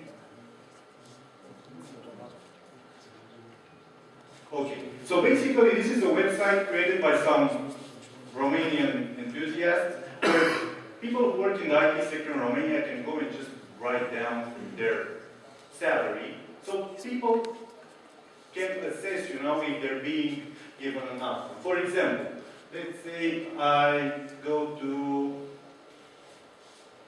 Caută Salariu, which means look for salaries, and I do București, right? Okay. And you get this kind of table. Of course, this information is anonymous. Everybody can write down, I don't know, whatever. But you can still, if you give it some some measure of trust, and you can see, for example, IBM, net income, 20,000 lei, which is like, I don't know, 4,000 euros, or something like that, yeah. And then you get to see the actual position, how many years of experience, the city, of course. EFA, what does that mean? Lots of people in Romania aren't, especially in the IT sector, they aren't directly employed by their employer. Instead, they set up a business or they set up an authorized physical person, and they make a collaboration contract with that with his employer, right? Because of course some tax exemptions and other facilities. So you should also take this into account. There are big companies in Romania. I don't know who's here.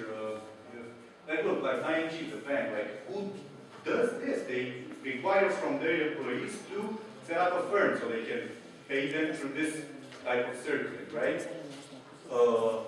And of course, that column says if that person graduated from university, if he has a bachelor's degree. And this is actually fairly interesting because right now in Romania, big companies can hire STEM graduates, so science, technology, engineering. So basically, IT, let's say, with an exemption of the flat income. So they don't pay the income tax. I'm sorry, flat income tax. So they don't pay the income tax, which is huge. As of recently, they extended it, so you don't need an actual degree. You work as a programmer, no income tax for you, which is great.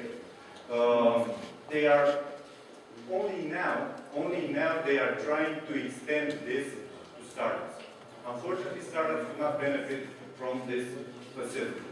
Anyway, you can use this website, it's pretty cool. You can just enter various cities or whatnot and see what are the levels of salary. Okay, let's go back to the presentation because I'm almost done. Okay, so again, VAT. What's the VAT right now in Bulgaria? It's 20%. We used to have it 24%, they reduced it now to 20%, probably going to be 19% next year.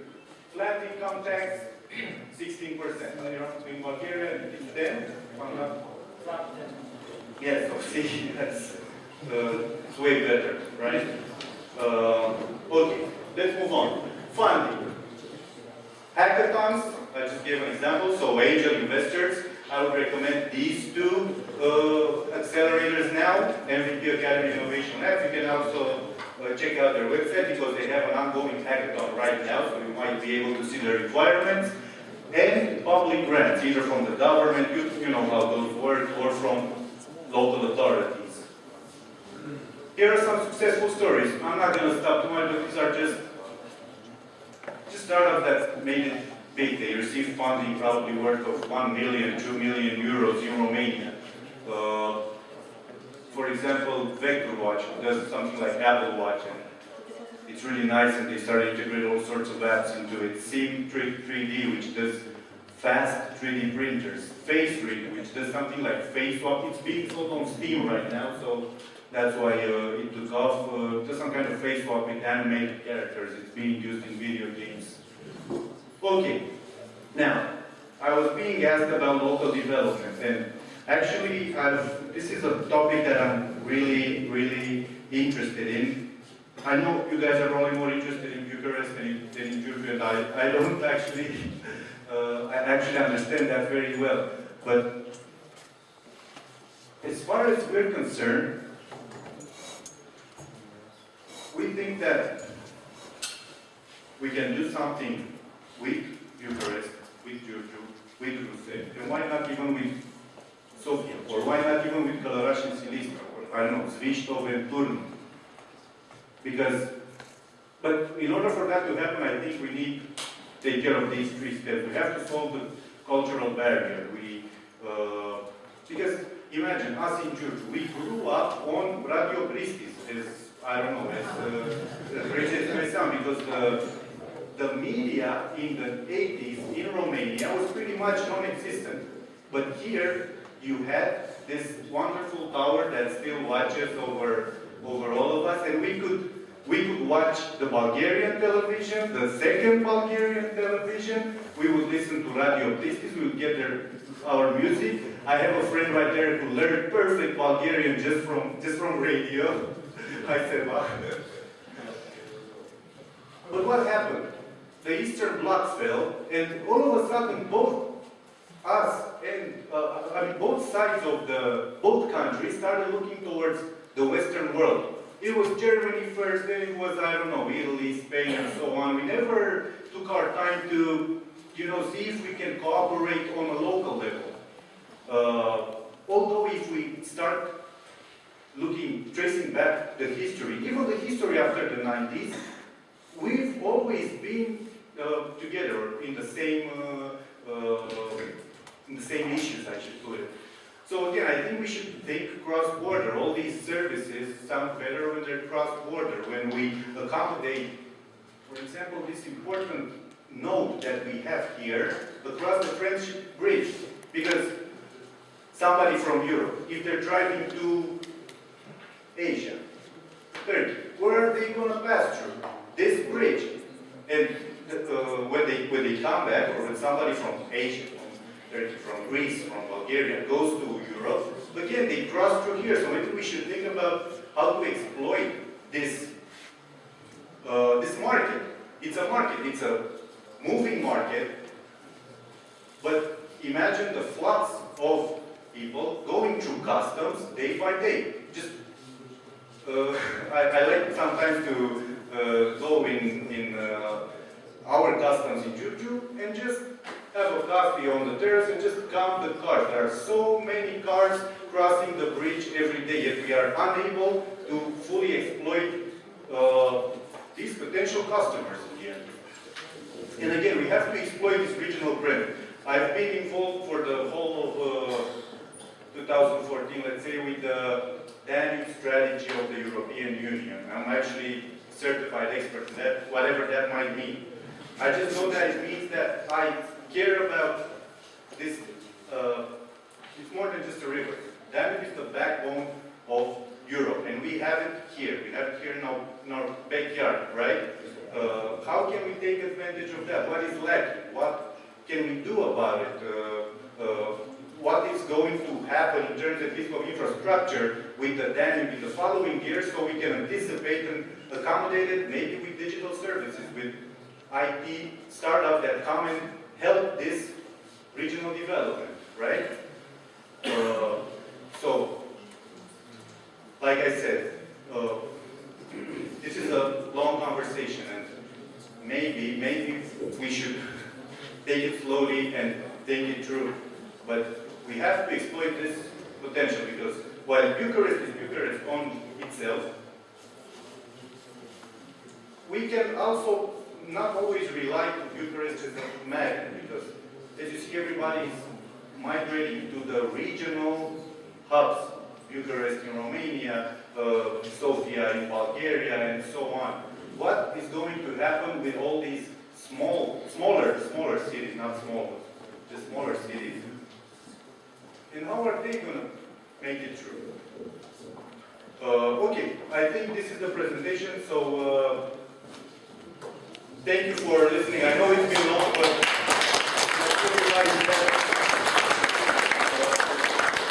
I think we should maybe continue the panel for a few more questions, or I don't know what the plan is, but I'm available.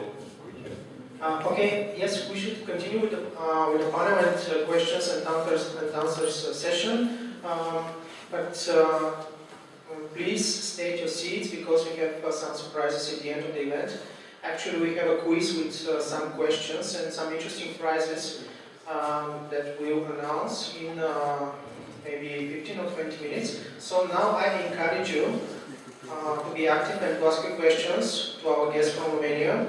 And again, I want to thank Alex and the whole group here and the whole group over there, first for coming, and next for the really interesting presentation. I especially liked this final part and slide about Bulgaria and Romania and Russia and Georgia, and focusing on developing this region and developing our relations and not just naturally going to Bucharest or to Sofia or to some other more developed regions, because we face different problems and challenges there, and still there is huge potential here, and it's up to us to develop it.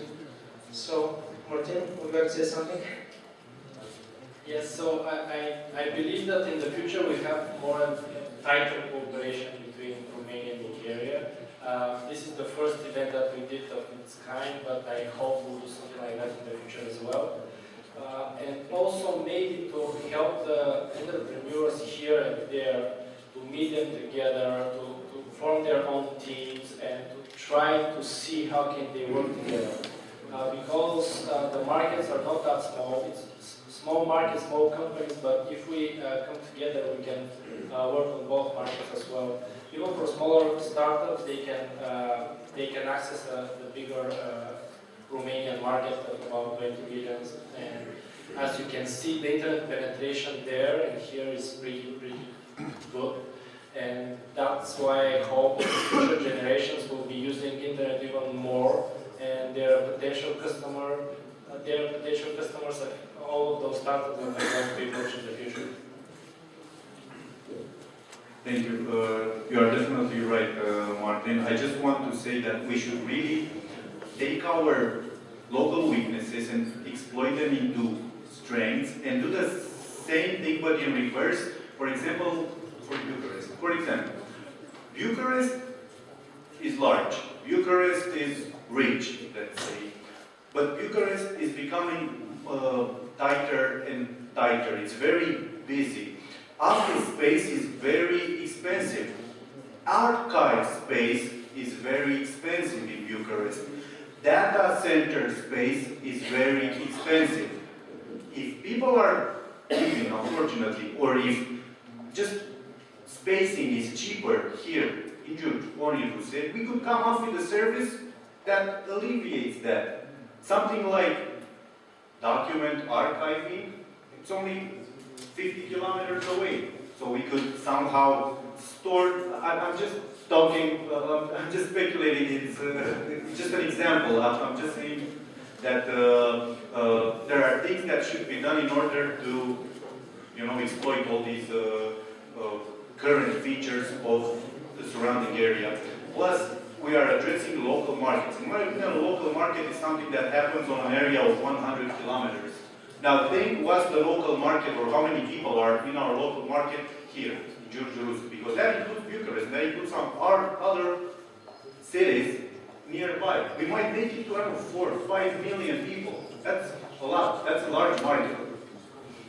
Okay, thank you. I'll come back. So, if I want to describe Startup Factory with one word, perhaps this word would be community. So now we are speaking about extending this community in a cross-border direction, and seizing and capturing these opportunities that are on the table. I'll give some examples. For example, I spoke with maybe 3 or 4 entrepreneurs that are running their e-commerce websites, and they're looking for the Romanian market. So they have this English and Romanian version of their websites. They want to sell their goods to Romania, and they don't really know how, but they're making some experiments. They are trying to make research and to approach the market in the right way. So I think it would be quite useful if we try to specify what are the exact areas of cooperation, of establishing relations, of trying to do business. So what is your opinion? And maybe we could give the microphone to somebody from the group. Okay. For example, about the e-commerce, what do you think? Well, I'm a very technical person, and we have e-commerce sites as our customers. I can tell you that there is a big market for that, and maybe it's growing more and more.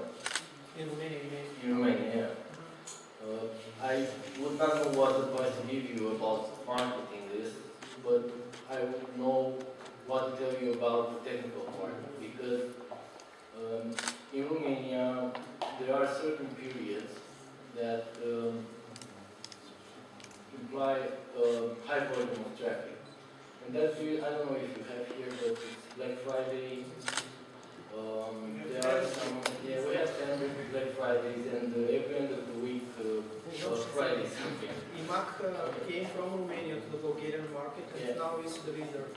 And I heard you passed the law so they can start so many discounts.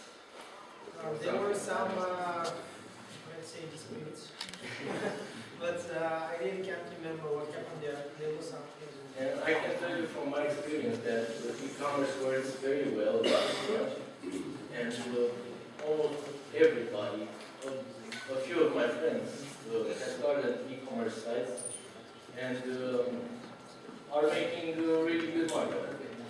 What kind of products? Can you give example? From micro products, shoes, I don't know, clothing, anything. Absolutely, flowers, anything. Absolutely anything you can think of, because it's easier to buy online and it's more, I don't know, more easy. Convenient. Okay, so my advice, I don't know, is if you want to go online, the first thing you have to think about as an e-commerce site is security, because you're dealing with people's money, and that's a risk that you have to take, and you're not going to handle it. But this cross-border aspect, let's say, what is a challenge that you see in Romania or a problem that you see in Romania for which you could try to find a solution in Bulgaria? I know that it's very abstract and fantastic bit, but can you figure out something that is a potential area of cooperation, perhaps? Maybe I think those delivery systems maybe could be an area, and that's not really my area. Yes. That's the only thing I think about now, the delivery thing. And Since you're on the technical part, Yeah. do you have any observations about what percentage of the people pay with cards? What percentage pay with payment on delivery? What the situation there? Because as I see here, a lot of people, some of them will start an e-commerce business in a certain period of time. And in order to penetrate that market, they need to be prepared on where to invest, what to start with. You should definitely have, if you're going to sell in Romania, you should definitely have online payment, because I don't know the figures exactly, but it's a growing number of people who are using PayPal or credit cards or any type of this service. what about the checks in Romania? The checks aren't accepted, I think, in Romania. The only thing is accepted is the payment when receiving the product. Cash on Cash delivery. payment. Actually, if I may, I think there's one more payment service in Romania that's starting to grow. All these vending machines, I don't know, PaySafe card, if you know what I'm talking about, and yeah, definitely. So these seem to be working fine for now. People use it to buy stuff on Steam, to buy just stuff online in general. So that's also really important and emerging market, in my opinion. I have another question. I've heard that in Romania, people are watching less and less TV. Yes. And they're consuming their information online. I've heard that because of the recent changes in the government and the strikes and everything, I've heard that all those organizations about where to strike, what to do, everything is based on information that is online. Certain blogs are very powerful in order to, make or change the next president or prime minister. And Young people, it's true for young people. That's definitely the case, and Facebook is a big player in this movement, because people don't trust the televisions anymore, because they are controlled by politicians and Each people television has a who certain... have interests in getting something. And young people like us don't tune in the TV and watch the news, because they know that maybe some of them is true, but mostly it's not. I mean, it's funny to watch TV if you realize the amount of inaccuracies of BS. I mean, I watch TV to have fun, but at the same time it's the kind of sadistic fun that I don't really wish to other people, because I just look and I'm like, I can't believe how many wrong things these guys are saying. And you go to another TV station and it's the same information, but they throw it in their way. Everybody has an interest in presenting the information so as to accuse adversaries and put themselves in a... And people realize this. I mean, especially, young ones. Does it mean that also the advertising migrates from television to the other online channels? It's hard to tell. Can you? There are two aspects here about publicity. We have publicity on the internet, publicity on the TV, and publicity outdoors. Right now, the publicity on TV is cheaper than outdoors, and sometimes online. Because we have, every people in Romania has a phone, tablets sales are exploding, everyone is on the internet. So, selling publicity on your website can get you a lot of money. But what do you mean by publicity? It's not the traditional advertising products. Give an example of publicity. Besides banners and I don't know, mesh, Like full screen stuff. full screen stuff and stuff like that. But I've seen an interesting chart with that says people in Romania are using a lot adblocks. So you may have a lot of surprise in this area. So the best thing to do publicity in Romania right now is to pay bloggers, to pay news websites to make a fake story about you. Without indicating that it is a PR article. Without. Some do. The news outlets that respect themselves with ads of speak or publicity or sponsored. What you are talking about, I think, is not ghostwriting, shadowing or something, where a certain journalist will just promote a product or a service, but make it in a masked way. Unfortunately, even here, people are now starting to understand that it's not okay to be, that ideas are pushed onto them in order to convince them to something. They just don't like being convinced of stuff anymore.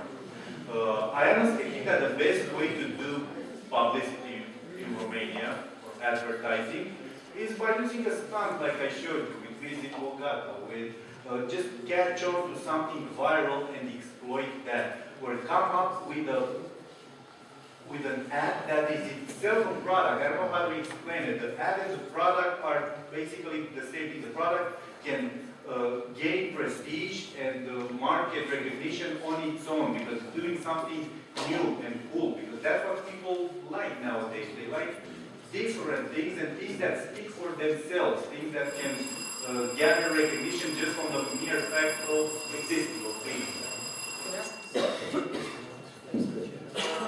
It is a political one. You know, nowadays Romania is quite popular in Bulgaria as a positive example because there's this comparison between both countries, especially in the field of fighting corruption and strong prosecutors in Romania and politicians going to jail, stuff like that. So you have a positive image. The big and corrupt guys doing their business in the end. We haven't yet experienced the second stage, I should say, when there ought to be small businesses or other businesses filling up the niche from where these huge corrupt businesses fail. Maybe we'll see it. I hope we will see it, but we're still in the early phase of all these I hope it's an early phase. I hope it won't get stopped by politics because that was the big thing. The justice and the prosecutors had to realize that politicians cannot tell them what to do, cannot let themselves influence, and that's when they, I don't know, started investigating them, I should say, or investigating shady business. At least you see some results and how this is affecting positively. Well, like I said, it's supposed to create some space on the market because all these huge businesses who have been corrupt and who have been using shady practices are crumbling, and now supposedly there would be space. Supposedly, I don't know. It's too early to tell. It's too early to tell.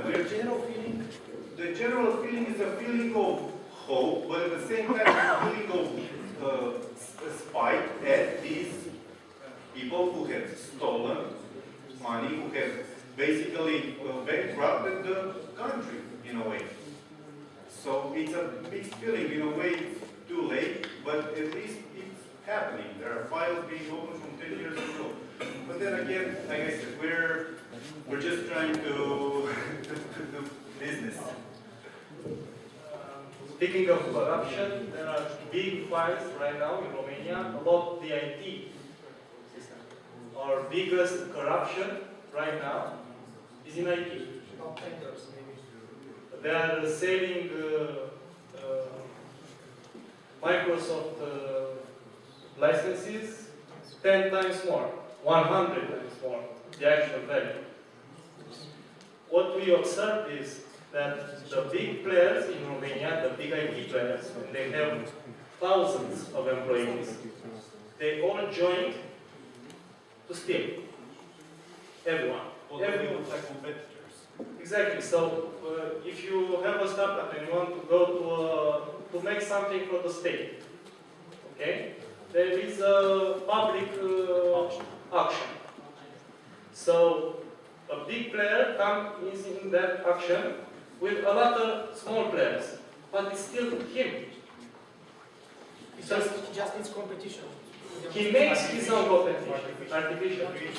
So every time they win a lot of money for very little things, very stupid things. I've seen an application for teachers, an online way to save the notes of your students. It was like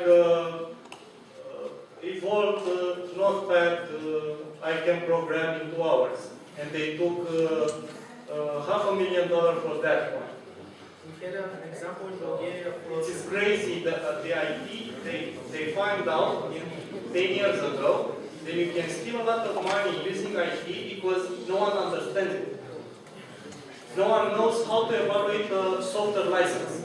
So they can sell a software license for things like Notepad for $1 million, and no one will think about it because you cannot evaluate the software. It's very hard to evaluate what's behind the product, the process of making it. So I think they will resolve in the future these big problems. They are starting now to arrest some of the guys that are running these big IT businesses, and I hope they will make space for medium companies, serious businesses to enter in this pool of money, because the Romanian state has a huge pool of money for IT. They paid $500 million for the e-Romanian website, that it's a pure HTML website. Also a scandal. Big scandal. If you want to add something, please. No. Yeah. I just wanted to mention that was another different dark scandal, the whole Romania branding and the tourism kind of campaign they started. What was the name of this lady that was running the tourism campaign? She's very popular. Yeah. Where in Bulgaria? Yeah. More in Bulgaria to some extent. The funny aspect was that the logo, even the logo for Is this. she in the jail now? No, but she's being tried. She's being tried. She was in a jail.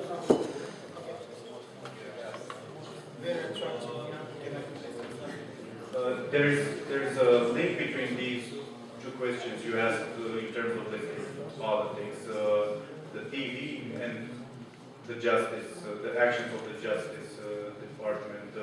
The thing is that the biggest tragedy, unfortunately, the way I see it, is that there are still those Romanians that, let's say, are more gullible and watch TV, and the media is able to twist the facts, to twist these files, so it looks like the persons being prosecuted are actually innocent. An abuse of the justice system. An abuse of the justice system. And unfortunately, there's gullible people who still buy into that. Not as many as it used to be, but still, it's very, very dangerous. Okay, I don't know. Anybody else want to add? One more thing I want to say. Stefan mentioned some huge IT companies that do shady business. You know what the actual tragedy is? That those companies have, how should I say, have some good employers, but they are not being led to, those companies could do something great. They have the human capital, they hire some great people, but I don't know for what reason they're not even being led to finish their product. It's just, let's see how we can extort more and more. So we're also looking for a question from the audience. Okay.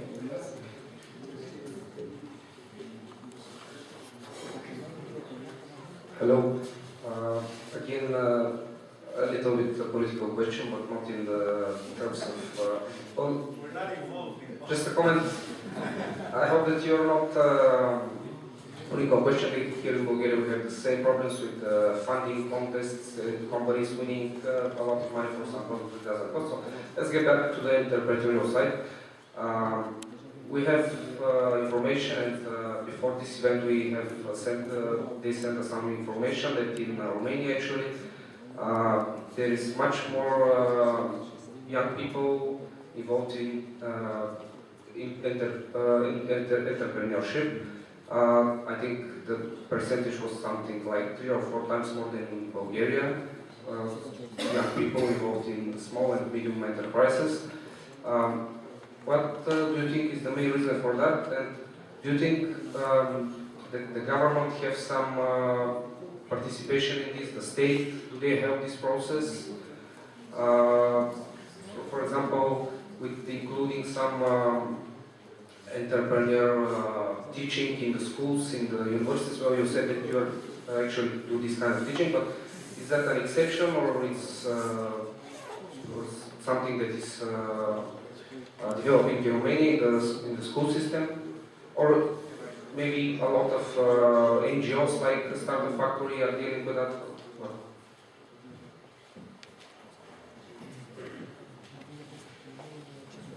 Thank you for the question. Regarding the people involved in entrepreneurship, I just want to remind you first, I mentioned something during the presentation that some people, although they are working under an employment contract with a company, they have founded a firm or a physical or an authorized physical person entity. So maybe this data, this statistical data that you're talking about is skewed because some people are setting up a company just to collaborate with his employer. So I think 3-4 times entrepreneurship in Romania. Can you clarify the subject of this difference? Because I think this is the information that we shared in the Facebook page of the event, and this is something that we found in an official report in EU about the youth condition. So I think the figure was something like 31%. So 31% of the young Romanians are somehow inclined, willing to start their own business, to launch a startup, or to do something by themselves. So this, and you are on first or second place in Europe. Well, like I said, maybe it's because of the huge disappointments that previous generations had with just getting a workplace or with their job. Actually, I ran a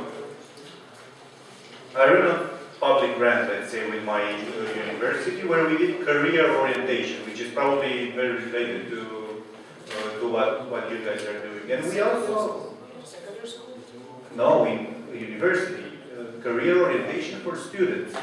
So they would get career counseling, they would do internship stages, and there was also a very interesting survey that we ran through our target group, which was formed of a couple hundred students. And I should say that your stats are actually right, because 30–40% of the students we surveyed said they don't want a job. They want to have their own business, or they want to work in a startup. So they were more inclined towards the entrepreneurship side. Of course, we had again like 40–50%. Their goal was after university, after graduation, just to secure a job. But indeed, those stats also baffled us a little bit and made us more aware of the importance of what they actually want to do. It's hard to tell right now, starting, you mentioned the government. Sure, the government distributes all these public grants who can be used, for example, as seed capital. Last year there were many projects run by universities where students, teams of students, based on their business plan, could receive 25 euros just for seed. It was very 25,000 euros to start. Right. A grant. It was basically the universities or the schools acting as a management authority for a larger fund and distributing 25,000 euros to each student team who was interested. Unfortunately, not all of these universities were able to spend all their money with teams of students. So in terms of public funds, I'm not sure how efficient they were. They are more efficient, for example, from the money from the rural funds, from the funds from agriculture, because it's, let's say, it's simpler to secure those. It's all about procedures again. Outside of these funds for agriculture, for setting up an agricultural business, we have all sorts of specialized programs, because I've been reading through them.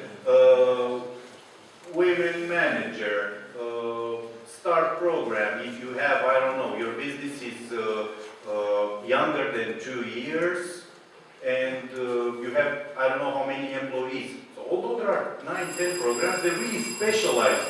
So not everybody can access them. Not everybody. No. Most of us can't, unfortunately, access them.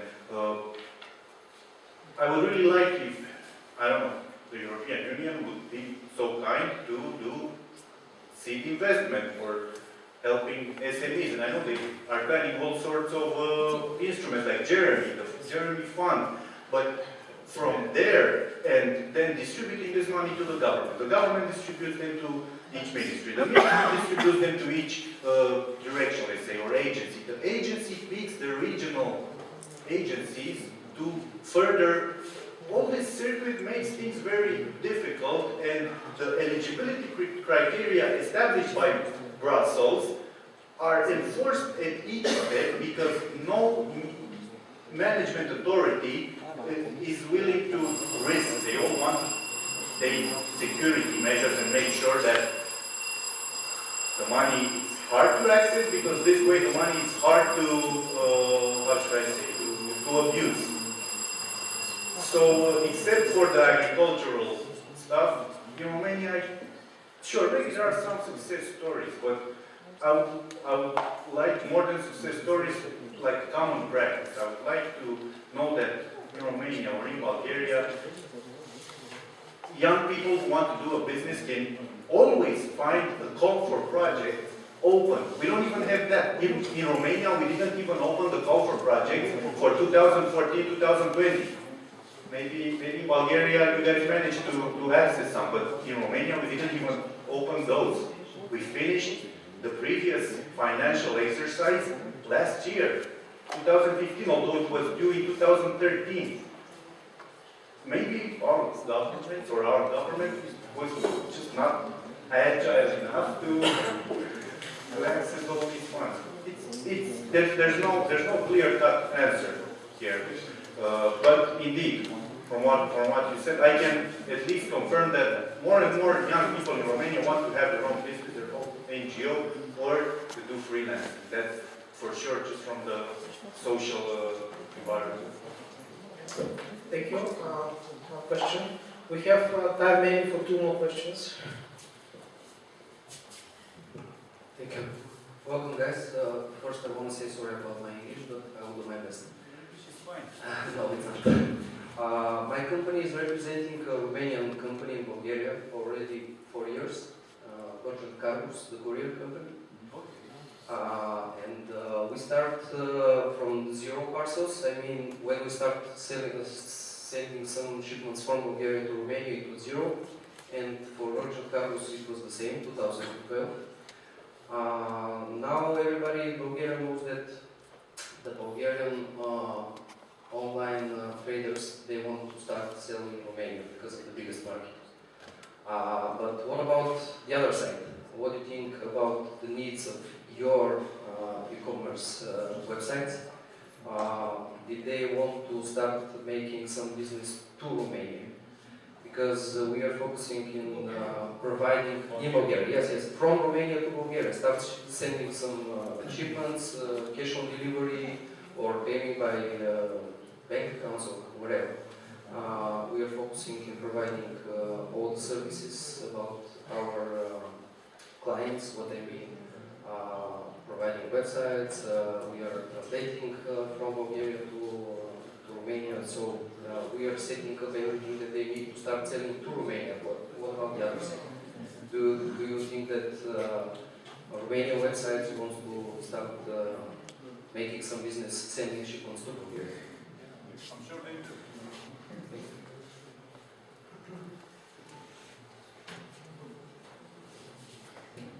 I'm sure they do. However, I want to remind you what I said when I was talking about local development. You might find business owners in Romania who have a really good business, having those like the word is narrow-sighted. Like they try to focus too much on Western Europe, where they don't dare to approach the neighbors. I think Bulgaria and Romania should collaborate in each direction. But unfortunately for this, there needs to be some kind of campaign of raising the awareness. You know, you need to make, especially the business owners in Bucharest, be more aware of the markets here, in my opinion. I don't know how that is doable because I'm not an expert, but unfortunately, there's this hole across the Danube. I don't know why. Another problem would be that successful entrepreneurs are thinking big. Bulgaria is more than Romania. So what I'm seeing, instead of going to Bulgaria, they are going to Hungary. Because from Hungary, you can expand to Austria, to Germany. So there are a lot of businesses that started in Romania and they are targeting Hungary next. They are not going towards, I don't know, Bulgaria, Greece, and so on. So I think they think they're thinking big, but they're actually thinking small if they're thinking in just one direction. Just to compliment on what you're saying. So it's true. There are some one-directional business plans being made in Romania. Somehow those need to be circumvented. The Bulgarian markets need to be approached, but this, in the end, is a decision for each manager or CEO in their own company. I think that Bulgaria can target Romania to bring business, but this is not happening. I'm not sure. It's not happening. Instead, the Hungary is doing this. The Hungary is trying to get capital from investors in Transylvania. They are actively doing this. They are doing joint operation, joint firms, and so on. Another problem is the language barrier. A lot of people from Transylvania know the Hungary language. The Bucharest people don't know Bulgarian language. So this is a first step, is to eliminate this barrier. Speak English. Okay, final question, please. Who is Kauyan? Okay, so I was the final question then. Do you see a trend of people, Romanians, that went to work for IT companies in, for example, Western Europe or the States or Canada, and then returning back? Because I can see that trend now that's happening, and many people that work in the sector, they return here because of the lower cost of living. Of course, the salaries are smaller, but still their buying power is a lot bigger here than wherever they live. They spend less time commuting. They have more time with their families. What was the situation in Romania regarding that?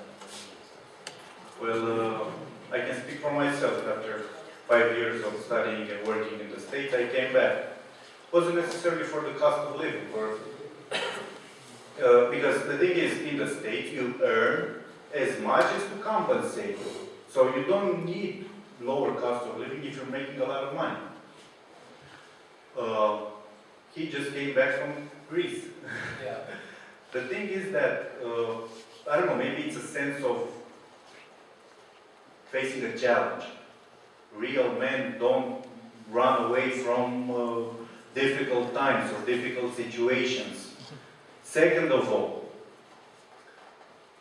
whenever there's a crisis, you can see that as an opportunity. Whenever you don't have a service, or you don't have an infrastructure, or you don't have a community, go ahead and build it. And sometimes the process of building a community, or a product, or a business, can be more rewarding than helping someone else, or being just a tiny gear in a larger environment or mechanism. So I guess it's just that people go abroad, some of them feel comfortable and just stay there, although especially nowadays, with all this international climate, with, you've seen what's going on in the world.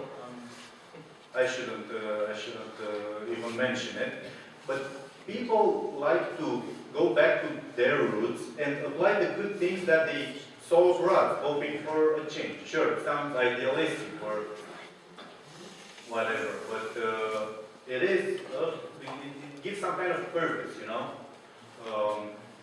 We also see a trend of people coming back to Romania. We also see not only a trend, but public messages, so to say. The government is trying to encourage people to come back. Although the government, again, especially in our country, the government is cumbersome. So even though they have good intentions, they don't know how to execute. They don't know how to take. They can't even listen to the people. They don't make the people feel as if they are being represented by, or not represented, but at least guided by this government. So the government is also trying to encourage. There are public grants being awarded, and I don't know, if you have been outside the country for 3 years, come and you'll receive this money for a business. They're in the works. I don't see.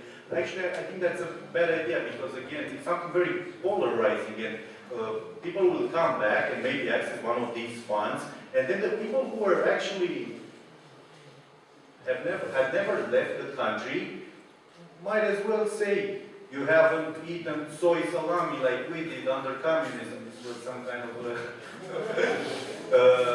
the way people were treated. Unfortunately, after coming back to Romania, right after 1990, they were being accused that they weren't there to suffer. So it might be the case again right now with all this financial crisis that Romania took a lot of sacrifices to pass by cutting salaries and just the general atmosphere in society, people just torn against each other,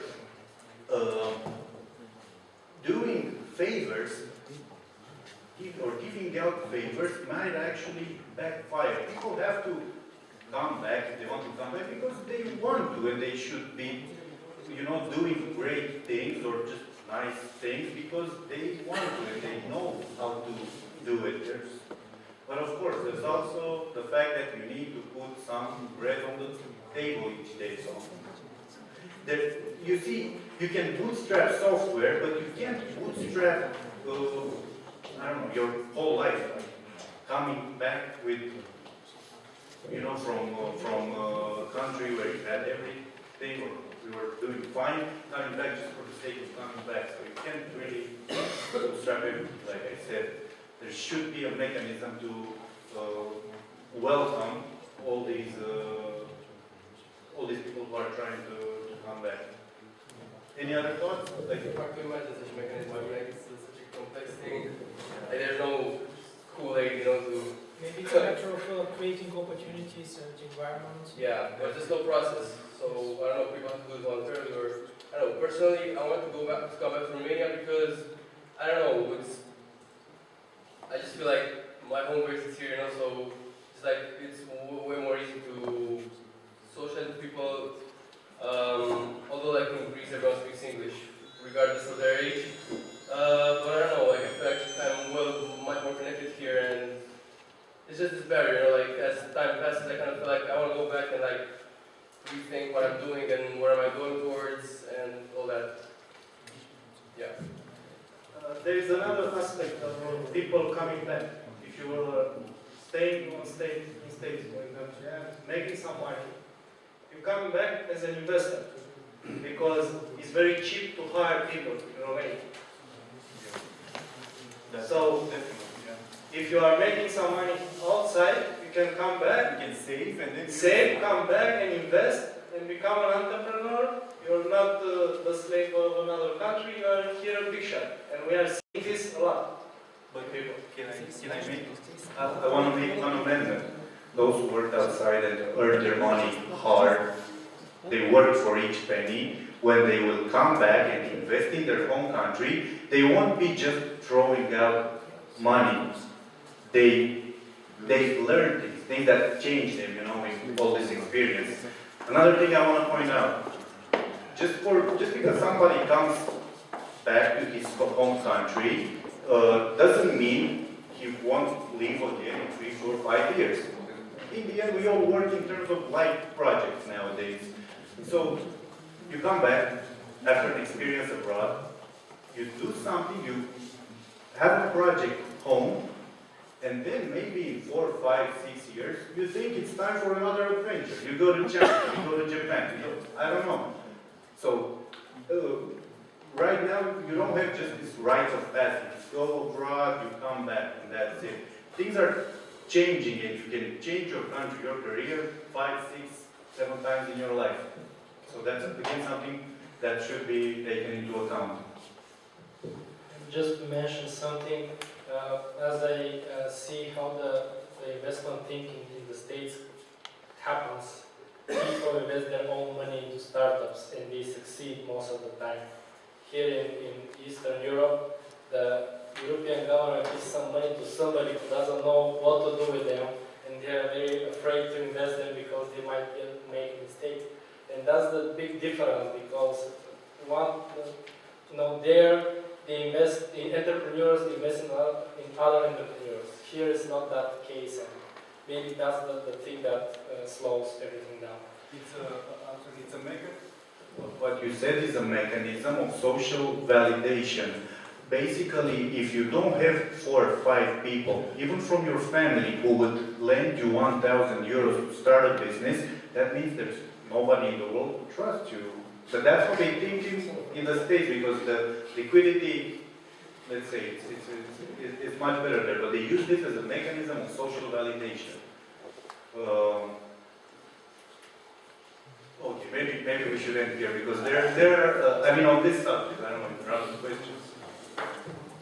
I want to thank our Romanian friends for the time they spent with us.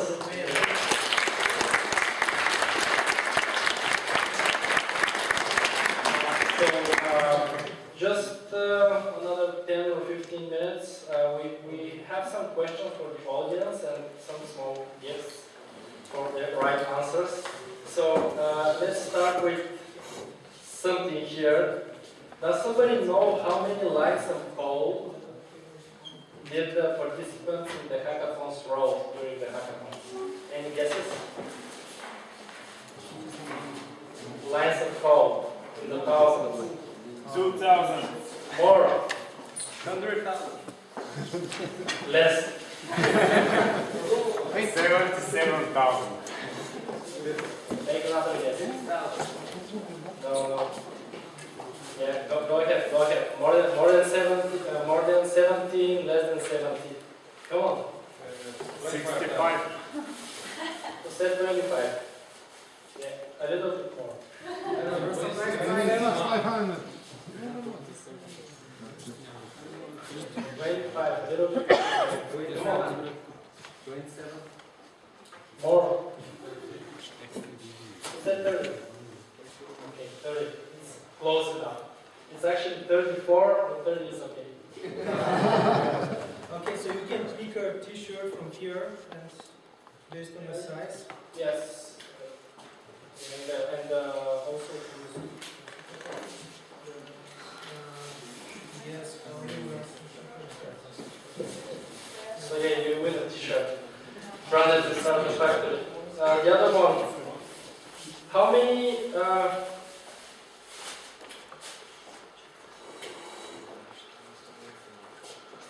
days from the last year we had an event or a course? Okay, a year has 365 days. How many of those did we make something at Startup Factory? 95. More. 200. More. 250. Less. More close, but less. 230. Very close. Little bit more. 213. 235. Yes. You win a t-shirt, so please come and take it because. Yes.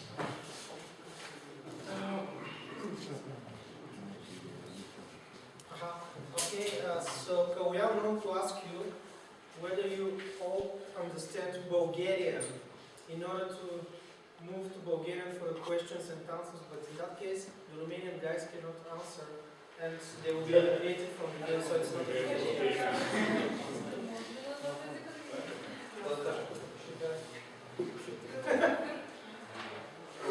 Who will translate for the Romanian guys? Can we just assume that 2 of us won and you guys just... Okay, yeah.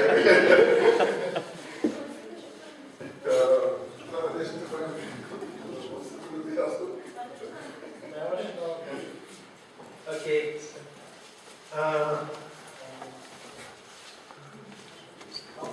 How many programming languages have been taught in our courses?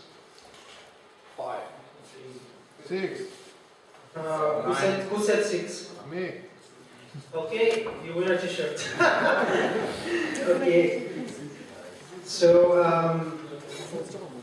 at which event a startup that was financed by Eleven, the fund, presented his story of?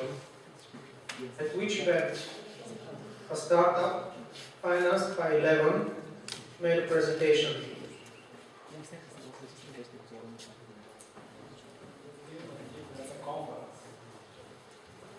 Okay. It was a conference maybe 2 months ago. Okay. Digital Talk. Digital Bulgaria. Okay, so please come and take your t-shirt. Do we have other questions?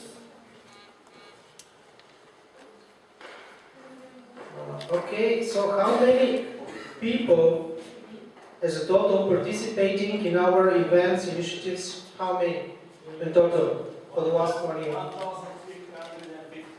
Okay, but you should update it, and it's more already. And it's 1,400. It's not, please. 1,900. 1,700. It is less. 100. 1,650. Less.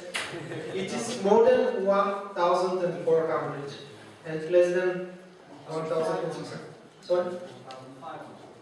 Less? 1,475. 6,800 close to And they Okay. So, do we? Okay, thank you all for coming, and excuse me that it was a bit longer than expected, but the guys from Romania had really interesting facts and stories to share. So now it's the networking part, and you will take some wine and some sweets, and we can continue the conversation. And I just wanted to announce what you should expect from us for the next year.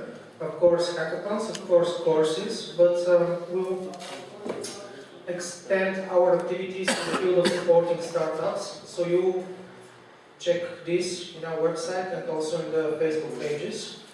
And also we want to organize a series of hackathons outside Russia in other Bulgarian cities. So it will be public soon and you'll learn about it. Do you want to say something else? Also, we'll be paying extra attention to e-commerce because now it's getting hotter and hotter as a topic. As we already did some events, I guess about 3 of those. We'll continue doing that. We'll try to stick an event every month or so because we know how hot it is and people are so interested in that. Also, we'll continue with the courses, but it will be very helpful if you can guide us what kind of courses or what kind of events do you want to see from us in the future, just to make it interesting. So if you have ideas or interest in something, just shoot us an email, let us know what you think, let us know what you want to see, and we'll try to work on our schedule in the future. Thank you. And come take something for our birthday, sit yourself and let's have a conversation going. Thank you very much.